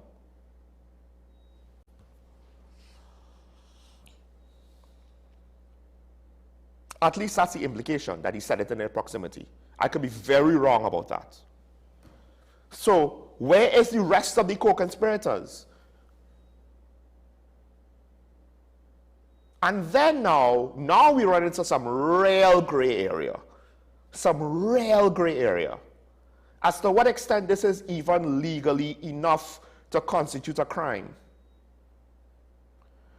It's not, on some level, you could know, you could think you know what his intentions are, you still have to prove it in a court of law. And let's say for the sake of argument that he didn't intend to do something. You still have to prove it in a court of law. Maybe you can, but what if you can't? So where are the actual co-conspirators? Who was he saying these things to? Was it his aunt, who I would imagine is even older than his wife at the very least, so it's a woman in her, what, 50s maybe, or 60s? Now, listen, there have been female drug lords before. There have been female criminals before. We don't know. But this does not necessarily seem like the greatest, gathering of criminal masterminds that I've ever seen. And of course, one of the other things that we have to ask, and this is the part that potentially bothers me, how was this intelligence gathered? Because if this was a case where you had a confidential informant in a forum where people who you're keeping watch of because they're potentially known individuals to law enforcement, and he's talking this stuff to people who potentially could be criminals, who could be triggermen, so you could see direct links to access to weapons, and you got intelligence of such a meeting where these statements were taking place, well then why don't you detain the other people at said meeting? Or if you were saying it amongst members of the community and you want to stereotype all of them saying they're all corrupt drug lords, why were the others detained?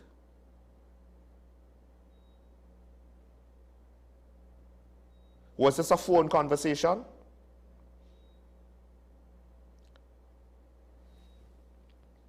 Was the source legal? Are you publicly revealing potential sources and methods that should not be revealed publicly? on a situation that does not warrant its public revelation, thereby compromising national security sources and methods? Are you looking for a scapegoat for your narrative about the threat against the government? Because here's the thing. Here's the thing. They're saying that these statements were made during the debate on the extension of the present state of emergency. Isn't it such a wonderful coincidence that there are so many threats against this government that are clear and present dangers requiring immediate action?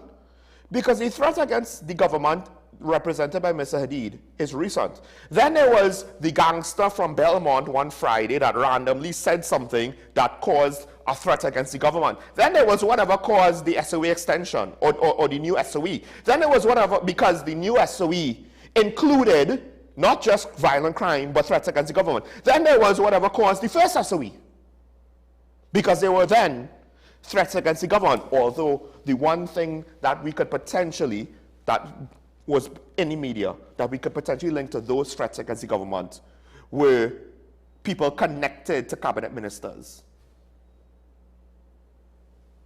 But every issue is turned into a nail, and we need to hammer it down with the state of emergency. At some point, I won't be surprised if somebody in the PNM will be detained because they have said things that are threats against the government. And you might say, of course, yes, they deserve it. And I would say that at that point, you are being short-sighted to the point where I would lose respect for you.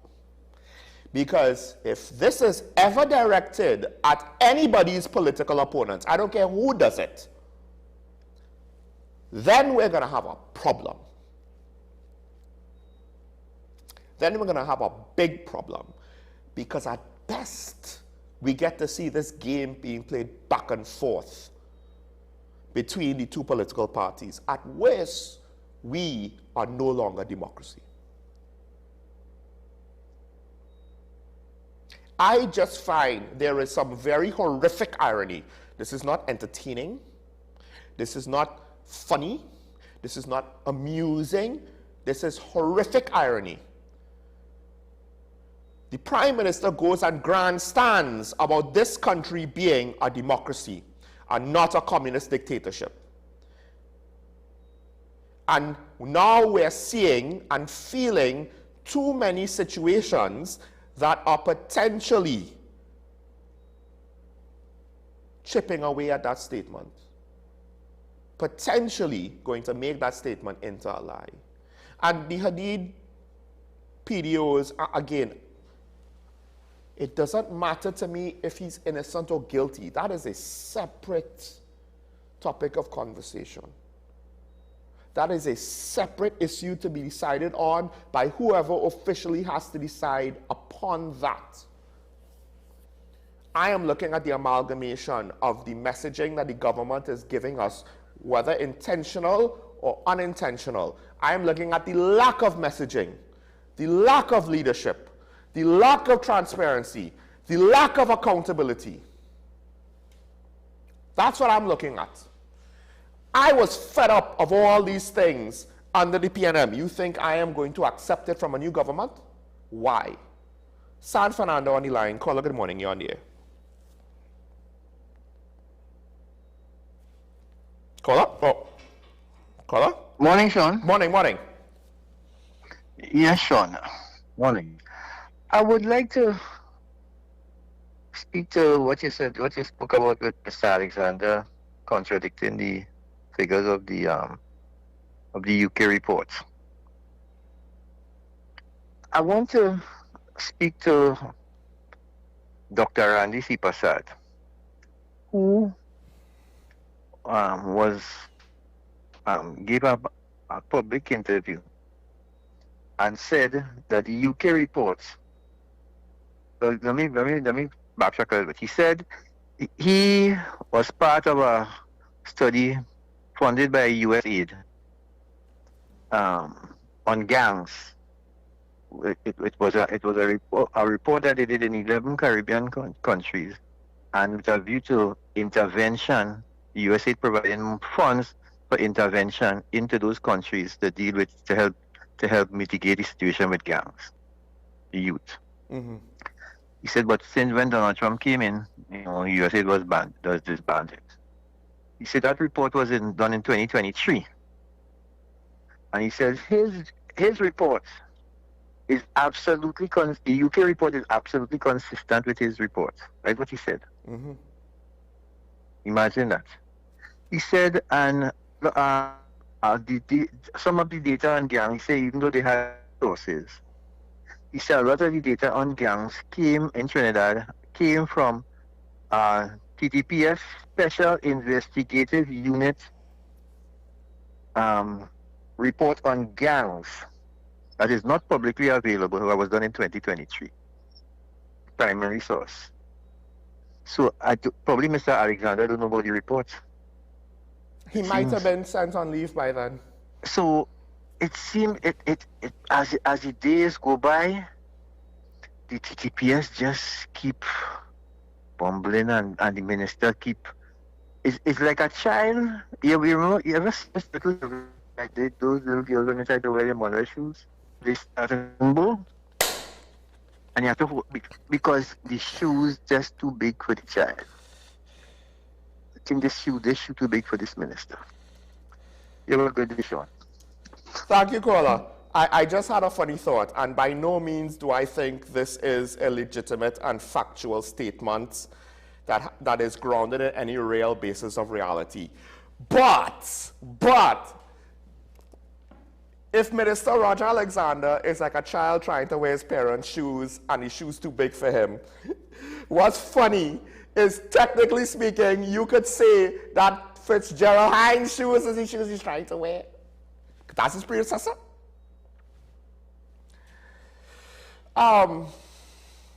Or you could say somebody, I wouldn't say who, but you might be more, if you want to have that analogy, you might actually put a different but still relevant name in that mix. Whether you agree with it or not is a different story. But I wouldn't say who it is. I don't want to get into that. Yeah, on some level I agree with you.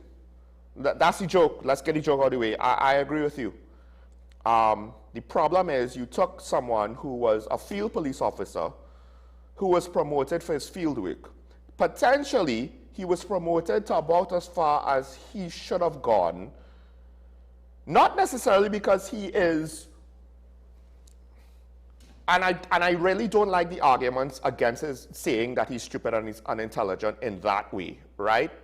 I will say that he's doing stupid things now, but they say that he himself is incapable because natural deficiencies. No.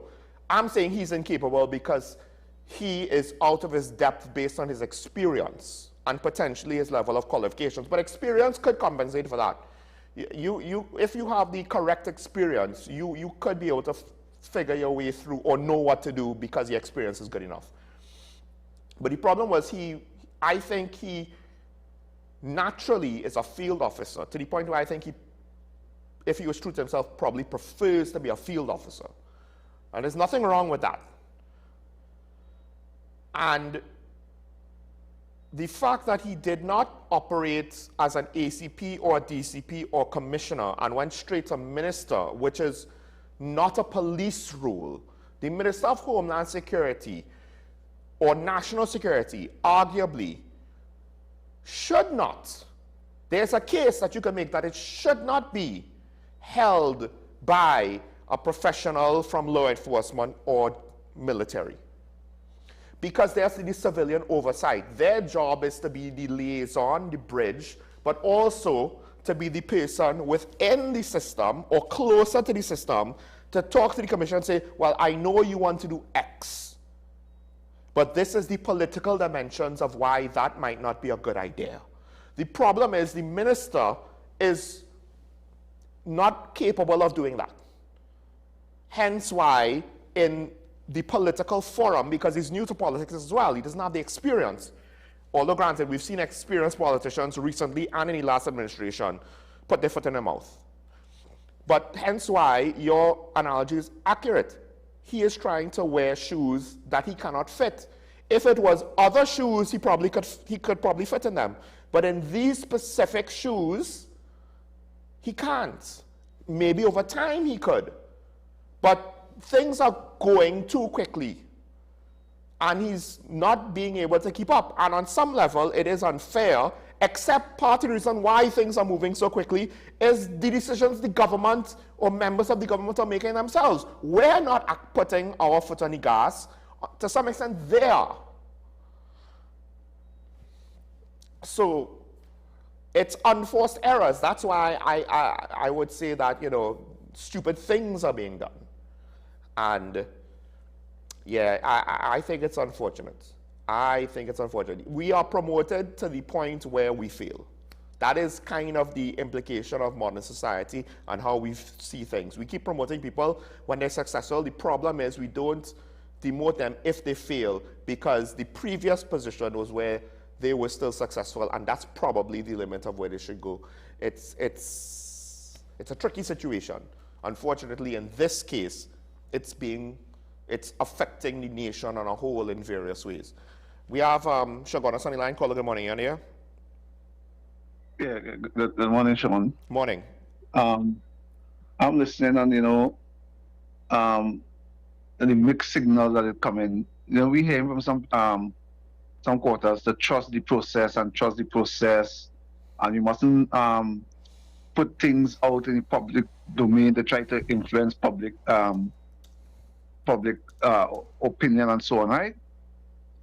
So now we're hearing that the police are saying that if people have like evidence or footage or so on, they should turn it over to the police and they mustn't put it in the public domain and so on, right? Mm-hmm.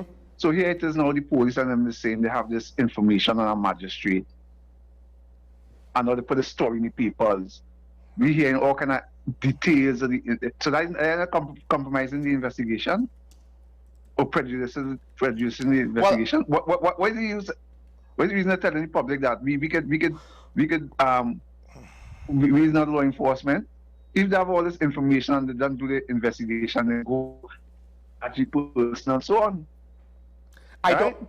Okay, yeah. Now, in the case of the Joshua Summer thing, and you see, this wouldn't go away, you know, because that leaves a scar on the public, in the public mind. That video and thing and what they see, it leaves a scar. And here what happened? Any police has something called the Victim Support Unit. That's something called the Victim Support Unit, right? Yes. When something like that, right? They didn't call Joshua Samuel's father to counsel him or give him the support or anything. The Alicia Phillips, right? The close friends and they were affected. They are victims too. Why don't you call them and put them to sit down and call the Victim Support Unit to talk to them to try to calm down things? You want to arrest, because they open their voice, you want to arrest them here, arrest them and charge them, and every time they open their mouth and suppress all kind of stuff and like that. Right? Where are we going with this? Right? You're talking about they mentioned this now. The cause of the state of emergency was because there was threat to certain members of the government and the judiciary and all kind of stuff like that, right? So the first state of emergency under the PNM, they say it looked like they had a reprisal for some attempted assassination of some gang member, and the information that they have reprisal, so they had the state of emergency. That was the threat, right? The state of emergency before that, right? They said that, I think that was the first UNC state of emergency. Mm-hmm. They say about somebody had things that there was some kind of threat and the violence would make some 1990 look like a tea party. Remember that? And that's why they had the state of emergency. Then the extension was, right? The first one was the gang leader threat, where they tried to eliminate the gang leader. You know, the second state of emergency was totally different. There was a threat against members of the government and the judiciary. Mm-hmm. Then the extension was, I think so we're going on with this over and over and over again, right? Now I'm watching this PDO, the Preventative Detention Order.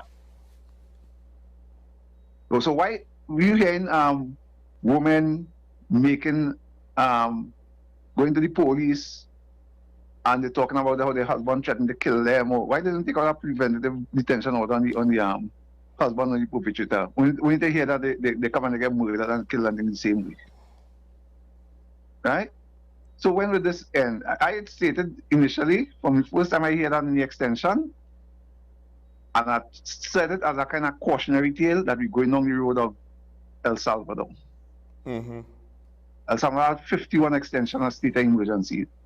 And it started off with trying to get the gangs under control.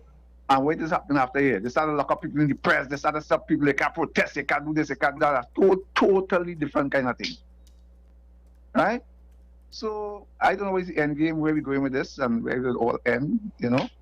But being seen no relief, reduction in crime, murder rate must be over 200 now. Right? So the state of emergency lost its and they never had it in the first place. Right? And I feel this time we get back to some state of normalcy. Thanks a lot, Sean. Thank you, caller. With regards to El Salvador, their murder rate was 100, before Bukele, apparently, their murder rate was 103, or at least at its height, 103 murders per 100,000 residents.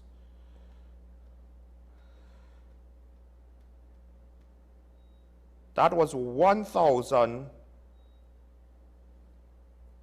for our population to be equivalent. To have the same rate of murders, we would need to reach 1,442, I believe, for the year. They have a larger population. They had 6,656 in a single year. We would need to be relatively on the same rate of murders. We would need to have 1,442.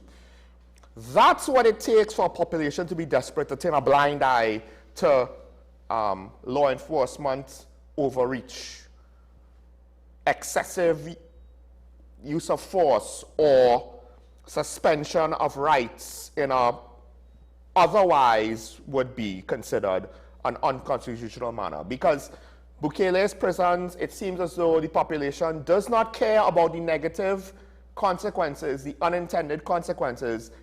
The situation reached so bad, they wanted it solved, and they were willing to basically subject themselves to a reduction in freedoms to a significant extent in order to solve it. We ain't reached there yet. So if they think that they could just copy and paste that model, they seemingly want to say that they copy and paste in Jamaica's models, except they only copy and pasting what's convenient. So I agree with you. The situation of Jocelyn Shamro's shooting, again, who could have anticipated that you might have needed body cameras in order to ensure that the police service would not be accused of things that you claim is unfair? Except you didn't put things in place to prevent it. I was calling for it. Because when I spoke about body cameras, it wasn't just about we need to deal with officers breaking the law. We also pointed out the fact that it protects officers.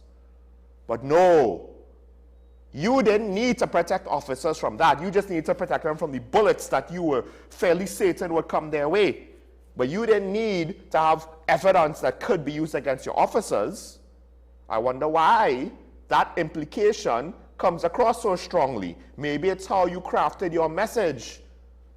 Maybe we got some Freudian slips after the Samaru shooting, where you were more concerned about footage that makes the police look bad being put out to the public, as opposed to being accountable and explaining the footage so that the people wouldn't start to look at you funny. But that's a you problem. It's not a me problem, that's a you problem. Because my opinions were probably more measured than many of the people who are. So if you think I am going off the rails, Minister Alexander, I assure you there are people with stronger negative opinions on this than me in the public. believe that. More to say, but we have a remoney line caller. Good morning, you're near. Morning, Sean. Morning. I feel like you're opening the lines at all, but I understand. I understand what you are doing and what you are saying. Very informative this morning. Now, listener, I sat down last night and I hear one of the government ministers telling the public, telling us to get ready. We could buy tin stuff, toilet paper, water, and different things to send to Venezuela. So I want to know now, what are they sending? Are they sending anything? They want us to send right now. The old people can't even get their pension. Imagine you can't even get your pension when this government came in, right? Hear what they say. When the UNC win, everybody's win. And right now people bawling out for pension, they can't even get it. They said they were cleaning up the mess they had in social welfare there with all the pension thing. What happened? Are they still cleaning it up? People bawling out, they can't get their pension. Some people is only their little pension they're living on. And now I hearing again it alleged. You know what they're saying now? This government saying now like they want to cut your pension. They're telling you now, if you're working in a company which is private, right? And when the month come, you're getting something from them. They want to stop you from getting your little pension. I think this is wrong. Some people were working in a little company, right? They reach the age to get their pension. All you shouldn't be talking about that because that is none of all your business. All you shouldn't be telling people if they're getting a little something from the company which they were working, or they weren't able to get pension. Why are you doing this? Why are you doing this? Sometimes when you're getting the little thing, when the month comes, it's just a little $500, $600. What that could do? All you want to stop people from getting the little 3,005, because all you say they're getting something in where they was working before in the company. That is wrong, and that shouldn't be any one of all your concern, right? People work because they have their bills to pay, and people work because they have to buy their little food to eat, their medication. All you want to stop that too? What kind of thing is this? When all you first came in, all you wasn't saying those things. Why now all you saying it? People put all you there because they said the former regime wanted to cut people pension. All you inside now, all you saying that too. It come like all you want to do the same thing. That is wrong, man. All you come on. Get people pension ready and give people their pension or they need it. Some people is only that they're living on. Get the ball rolling, government. Get the ball rolling. Our honorable Prime Minister look into that matter. People not getting their pension. People need their pension to survive. I mean, you have to say survive because you're getting your little pension. You have your tablets, you have your medication to buy. Some people ain't getting no NIS, some people ain't getting nothing. So they have to live on that, and they're not coming out and talk about it because they're shy and they don't want to talk about it. Hence the reason why I could talk about it, and I'm coming out and talk about it for plenty people who don't have the mouth to talk. I'm talking for them too. Thank you very much. Thank you, caller. And I just like to, as you said that, it brings up this point again. Remember when the UNC in opposition said that the property tax was unethical? Remember when the UNC in opposition said that the increases in salaries for government officials like the Prime Minister was unethical? Then, what did they do when they got voted in? They said nothing. They didn't even give us an explanation as to why the salaries will remain how they are. Is it that there's some technical reason they couldn't revert it back? I don't know. But it seems that they were more than happy to enjoy the benefits even when in opposition, their pushback against the increase in salaries didn't seem to be that strong, to be honest. And the property tax, we cannot refund the unethical property tax.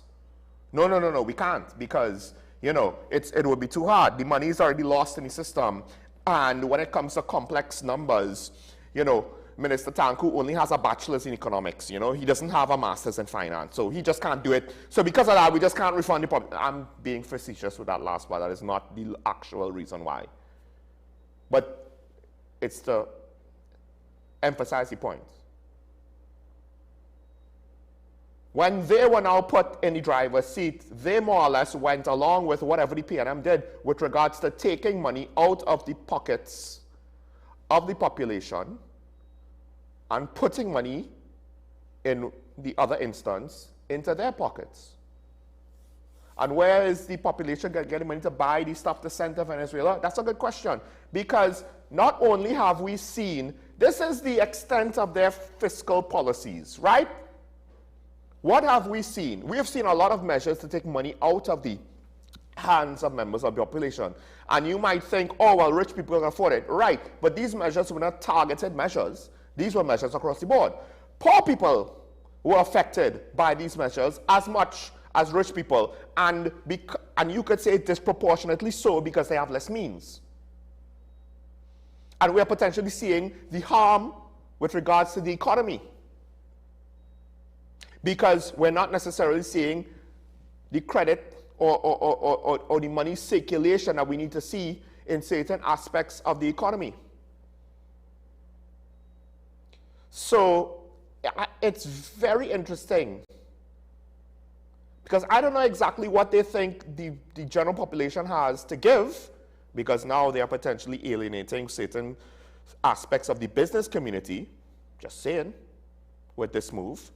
That said, let's not forget that these same measures that I'm saying is taking money out of the pockets of all Trinbagonians, including the poor.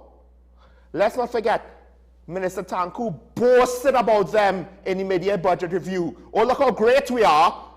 We got more taxes and fees to take money out of your pocket, to the tune of $250 million for 6 months. It was a boast. He was boasting. He found a source of revenue. You. He said it, not me. We have Tunapona on the line. This should be the last call. Tunapona, good morning. You on here? Hello, good morning. Morning. Yeah, good morning. I would ask a couple questions. Yeah. This is one between you and I. Are you safer today than 1 year back ago? How are you feeling? Are you feeling safer today than 1 year back ago? No, don't shake your head. I want to hear yes or no. No.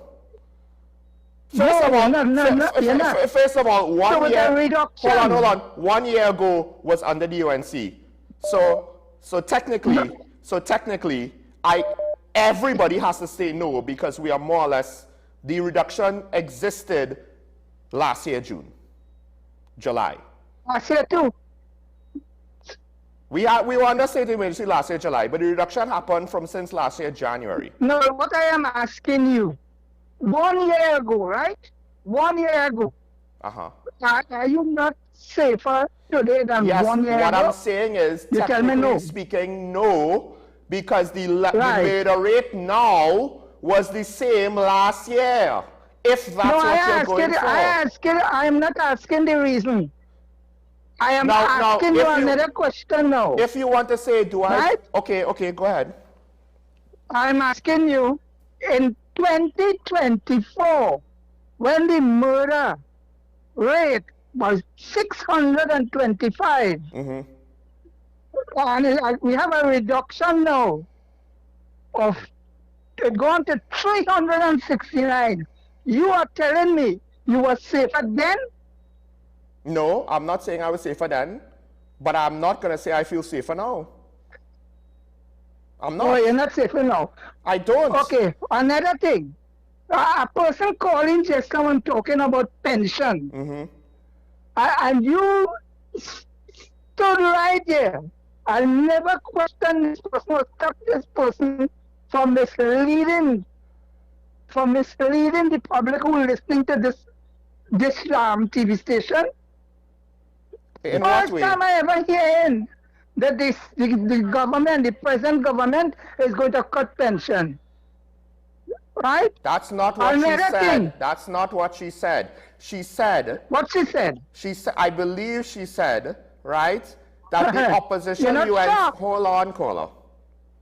That the opposition UNC claimed that the PNM was gonna cut pension, and now under the UNC, because people were having problem collecting a pension under the PNM, and now under the UNC, she is experiencing the same problems. She didn't say that the UNC is going. She's experiencing that. That's what she said. Caller. If you don't understand that that's what she said, I don't know what to tell you. I don't know what to tell you. Caller, I don't know what to tell you. What do you mean she didn't say she? All right. Another question. One more.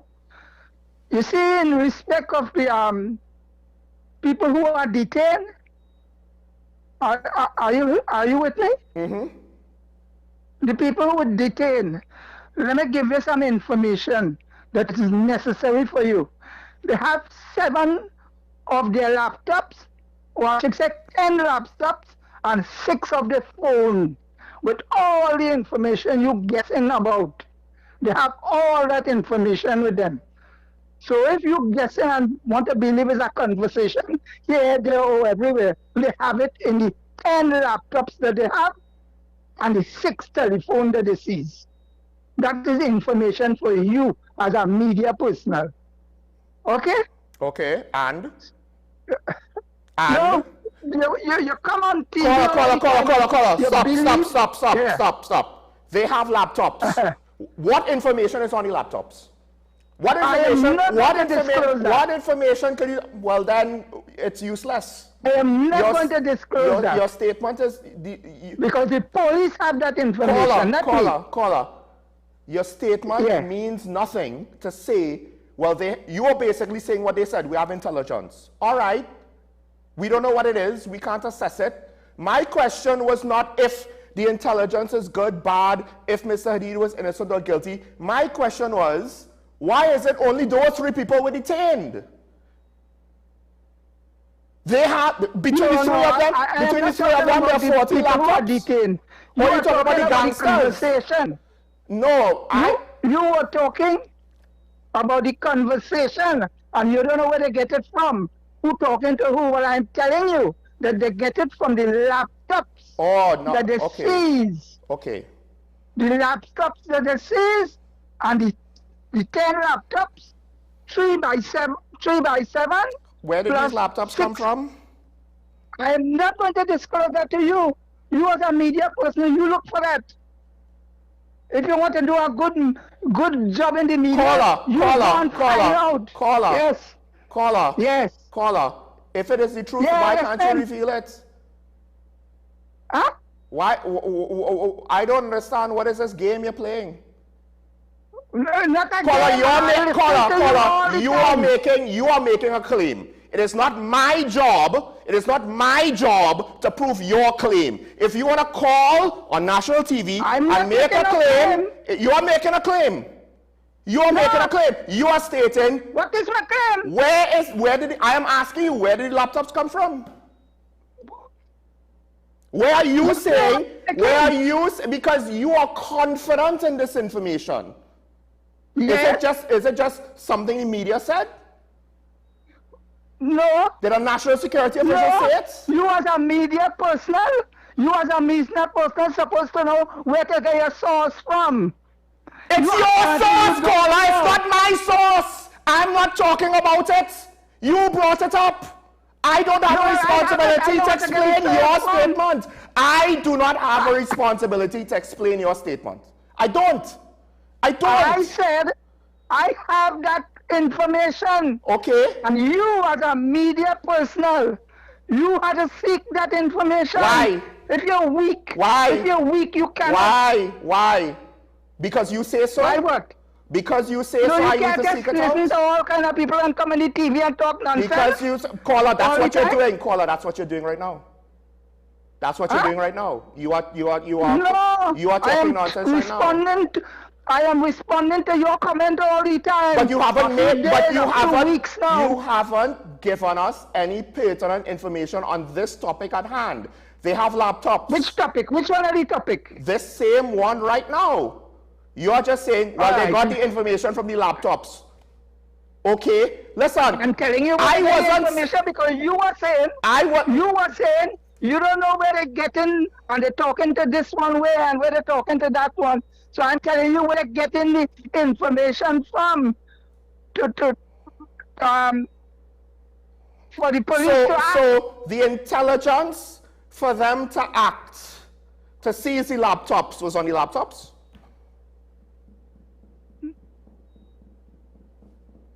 I don't understand that question.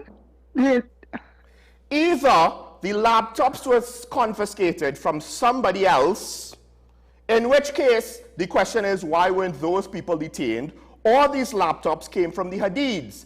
Except if the evidence was on the laptops of the Hadids, you cannot use that to justify seizing their laptops because you don't have it yet. That is additional backup when they in the laptop. Additional backup in the laptop. So what you're saying is we arrest people first, then we get the intelligence to justify the arrest. That's what you're saying. Additional. That's what no. That doesn't work, caller. That doesn't work. Because you need to have an egg before you have a chicken. Which one comes first? Thank you, caller. Thank you. Which one comes first? You tell me. Thank you, caller. Every chicken comes from an egg.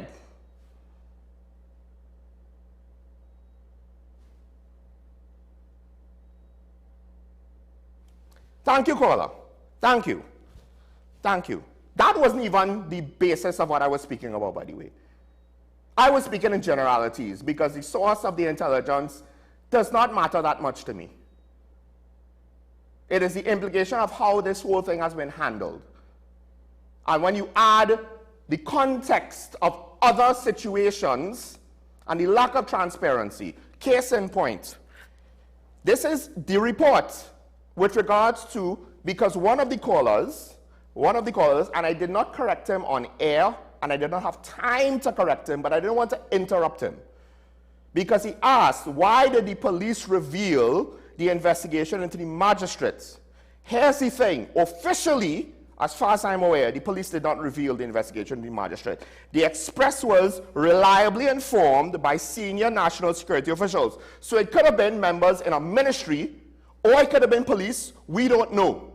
They are keeping it anonymous. It's an anonymous source. One could say it might be a leak. That intelligence gathered locally and internationally points to a top-ranking member of the judiciary. So one of the callers was speaking about why did they talk about it? Well, officially they didn't. Now here's the thing. They're using local and international intelligence. We've already seen where the minister has disagreed with international intelligence. Now you're saying, oh, well, it came from the laptops and da-da-da-da-da. Listen, that is not that necessary. What is necessary is, what I was talking about is, who were they having the conversations with? Who were they having the conversations with? And why aren't those other people also detained under PDOs? Were they just having it amongst themselves? Because if it was amongst themselves, then how serious are we going to take it? And when I spoke to sources, because I'm sorry, I don't know who is going to have such a conversation recorded on their laptops, right? And I don't know who's going to utilize emails or social media to have this type of conversation. Maybe they did. But it still begs the question, was it just the three of them alone? And I conceded the point that depending on the forum that these conversations had, it could be a credible threat. But I would have thought that there would have been other people to detain the more credible the threat was. And why have they not been detained? And here you come and calling about, oh, well, they got the information on laptops. It's my job to find out where the laptops come from. No. No, it's not. No, it's not. I am analyzing the situation of what is presented. You want to make a case that this is a pertinent part of the conversation, then you make the case. I don't have to make the case. Because the source of the information was not critical. I presented multiple scenarios depending on what, in fact, I didn't even present scenarios on what the source is. I just questioned if this scenario could potentially imply certain sources that certain people suspect are being utilized by the state, and if it will confirm unintentionally that those sources are being used in this matter, and if this matter is worthy of risking the exposure of those potential sources and methods. That's all. What they are, I didn't speak to, nor was it important for me to speak to based on the points I was trying to make. But I could argue, in my opinion, and maybe I'm wrong, I don't believe you heard what the caller from Arima was saying and accurately represented what she said. So by that logic, and by extension, I won't be surprised if that is true and you're consistent that you also were not fully understanding and recounting what I was saying. And you are debating an issue that is tangential, secondary, and unnecessary to what I was saying. And what bothers me is not that you had a difference of opinion, but then you want to say, I need to look it up. There is no actual reasoning, logic, or argument given. There's no actual point that speaks to anything that I've said. There's no actual pertinent or significant contribution to the debate on the topics that I have discussed. There is rather a half-baked point to an issue that you want to debate that had nothing to do with me, that you haven't properly identified to me, so I can't even join in on your debate. And then you tell me I have to figure it out to appease you. No. I have topics. If we are not on the same page, we could discuss it to figure out where we are misinterpreting each other. But you seem to be quite content with going down a certain path. That's all right, fine. But then if you want to go down your own path, you provide the help files. I don't have to then provide the help files, because what am I going?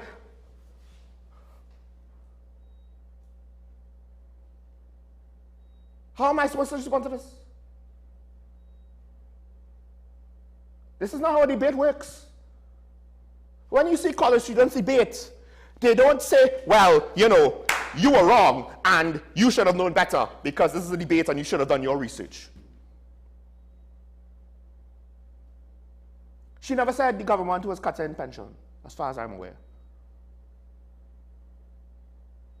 So maybe you were wrong and you should listen.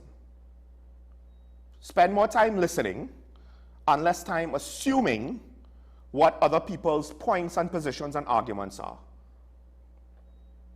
Because I couldn't follow you. Because you did not explain and you did not answer my questions. You outright refused to. I don't know how to participate in a conversation like that. I'm sorry. It is beyond me to participate in a conversation where I do not have any significant amount of context or information to follow. I don't even know exactly what the point it is you're trying to make. I didn't even know exactly what I did wrong.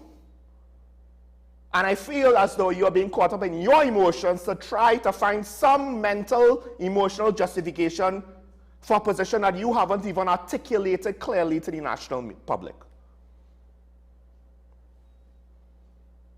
And what bothers me most right now, in this moment, I've come to realize I'm spending way too much time on this. So let's go with the comment, because the comment is pertinent. Comment asks a question. Comment isn't trying to be condescending. No, I do not feel safer than 2024. And I'm not saying that because I'm being defiant. 2024, 2026. When I go home, I'm uneasy. When I see someone who I don't know walking up my street, I look at them suspiciously. The same way. Murder rate, no murder rate. People are still being murdered in crazy ways, even if the murder rate is low. No, I don't feel safer. Now, we're over time, but I need to answer this. Could it be concluded that the Prime Minister's continued absence from the public's eye be attributed to this alleged plot? No, it can't. Because other members of her cabinet, because it's not just a plot against the Prime Minister, other members of her cabinet have been, at the very least, in Parliament. If Parliament is not safe for you, I don't know, then you're underselling this plot. Also, the goalpost on the plot has changed. The goalpost on the plot has changed from extension to extension. Remember, this situation with the Hadids did not exist when she went for the last year. It didn't exist. It only existed now in the SOE debate, or whenever the last SOE debate was for the extension, right? So no, I can't say that it is. It would be a stretch to think so. And even then, she made an appearance for the mid-year budget review to speak about something that had nothing to do with the mid-year budget review. And let's just say that it is the case that she doesn't feel safe, right? Because again, I don't feel safe. Who am I to tell the Prime Minister if she should or should not feel safe? I still go about the business of my day, but maybe, you know, given the fact that she's had plots against her since 2011, she doesn't feel safe. There's a thing called the internet. You can conduct a lot of business remotely from the internet, particularly if it's public speaking.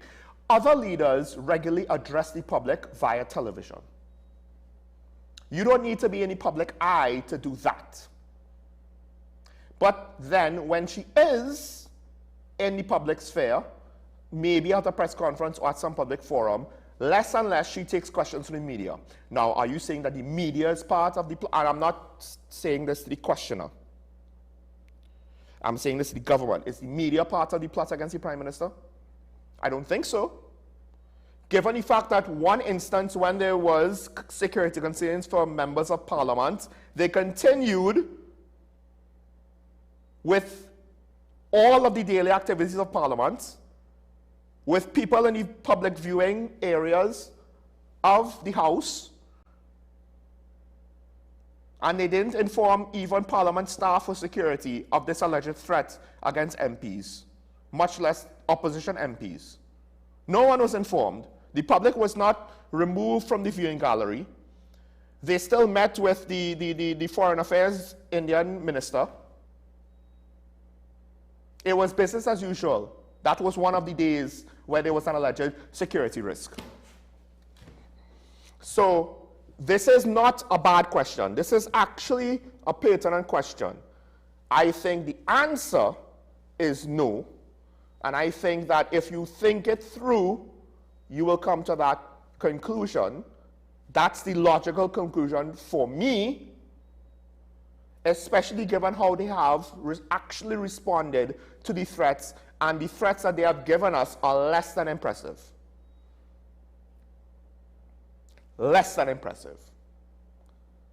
With regards to the Hadids, that, however, has yet to be, I wouldn't necessarily even say concluded, but yet to be fleshed out enough to really speak about the validity of the threat or not. It is a tall claim. By making such a tall claim, it would be one hell of an exaggeration or lie. So I am inclined to believe that it is not an exaggeration or lie, except what we're getting so far is pretty thin. Pretty thin. Let's not forget, Ayla was arrested, and they tried to go to the DPP to get her charged 3 times, and they failed 3 times. Just because you're arrested doesn't mean anything. Just because you're arrested doesn't mean you have enough. Just because something happens that sounds bad publicly doesn't mean you broke a law.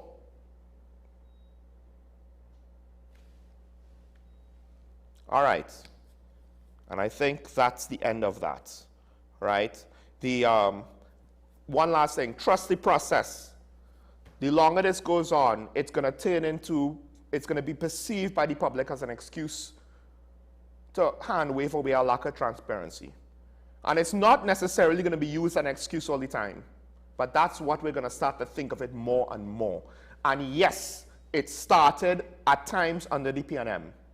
And it's not necessarily the fault of the UNC that the public is going to be jaded from that administration. But what you can't fault them for is doing things that essentially continues that process of eroding trust in the process. The concept, trust in the process, is being continually eroded. What is left for people? And it's not, again, because of the big decisions per se, but the lack of transparency, the lack of communication, the lack of accountability. More than anything else, the budget and Minister Tanku and his fiscal policies, that's a separate thing. This national security stuff, this state of emergency stuff, it's getting uglier. Don't take my word for it. We're over time. So I still appreciate passion. Passion just needs to be focused into something actionable. Otherwise, it's not useful. That's to the last caller. I appreciate all the callers. I appreciate all engagement. Not all engagement is always useful or practical. I also appreciate the question. It is interesting. I don't think anyone has brought it to my attention. I didn't think about it before, so it was an interesting question. And even if the answer is no, the truth might actually still be useful. Don't ask me how. I don't have time to get into it.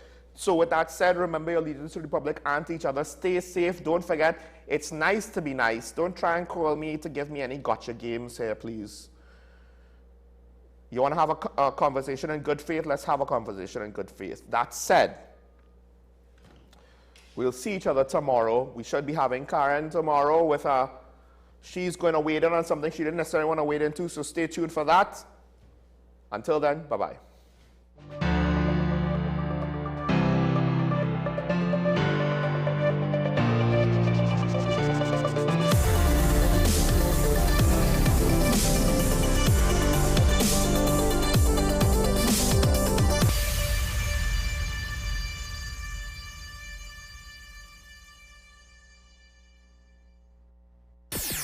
WESN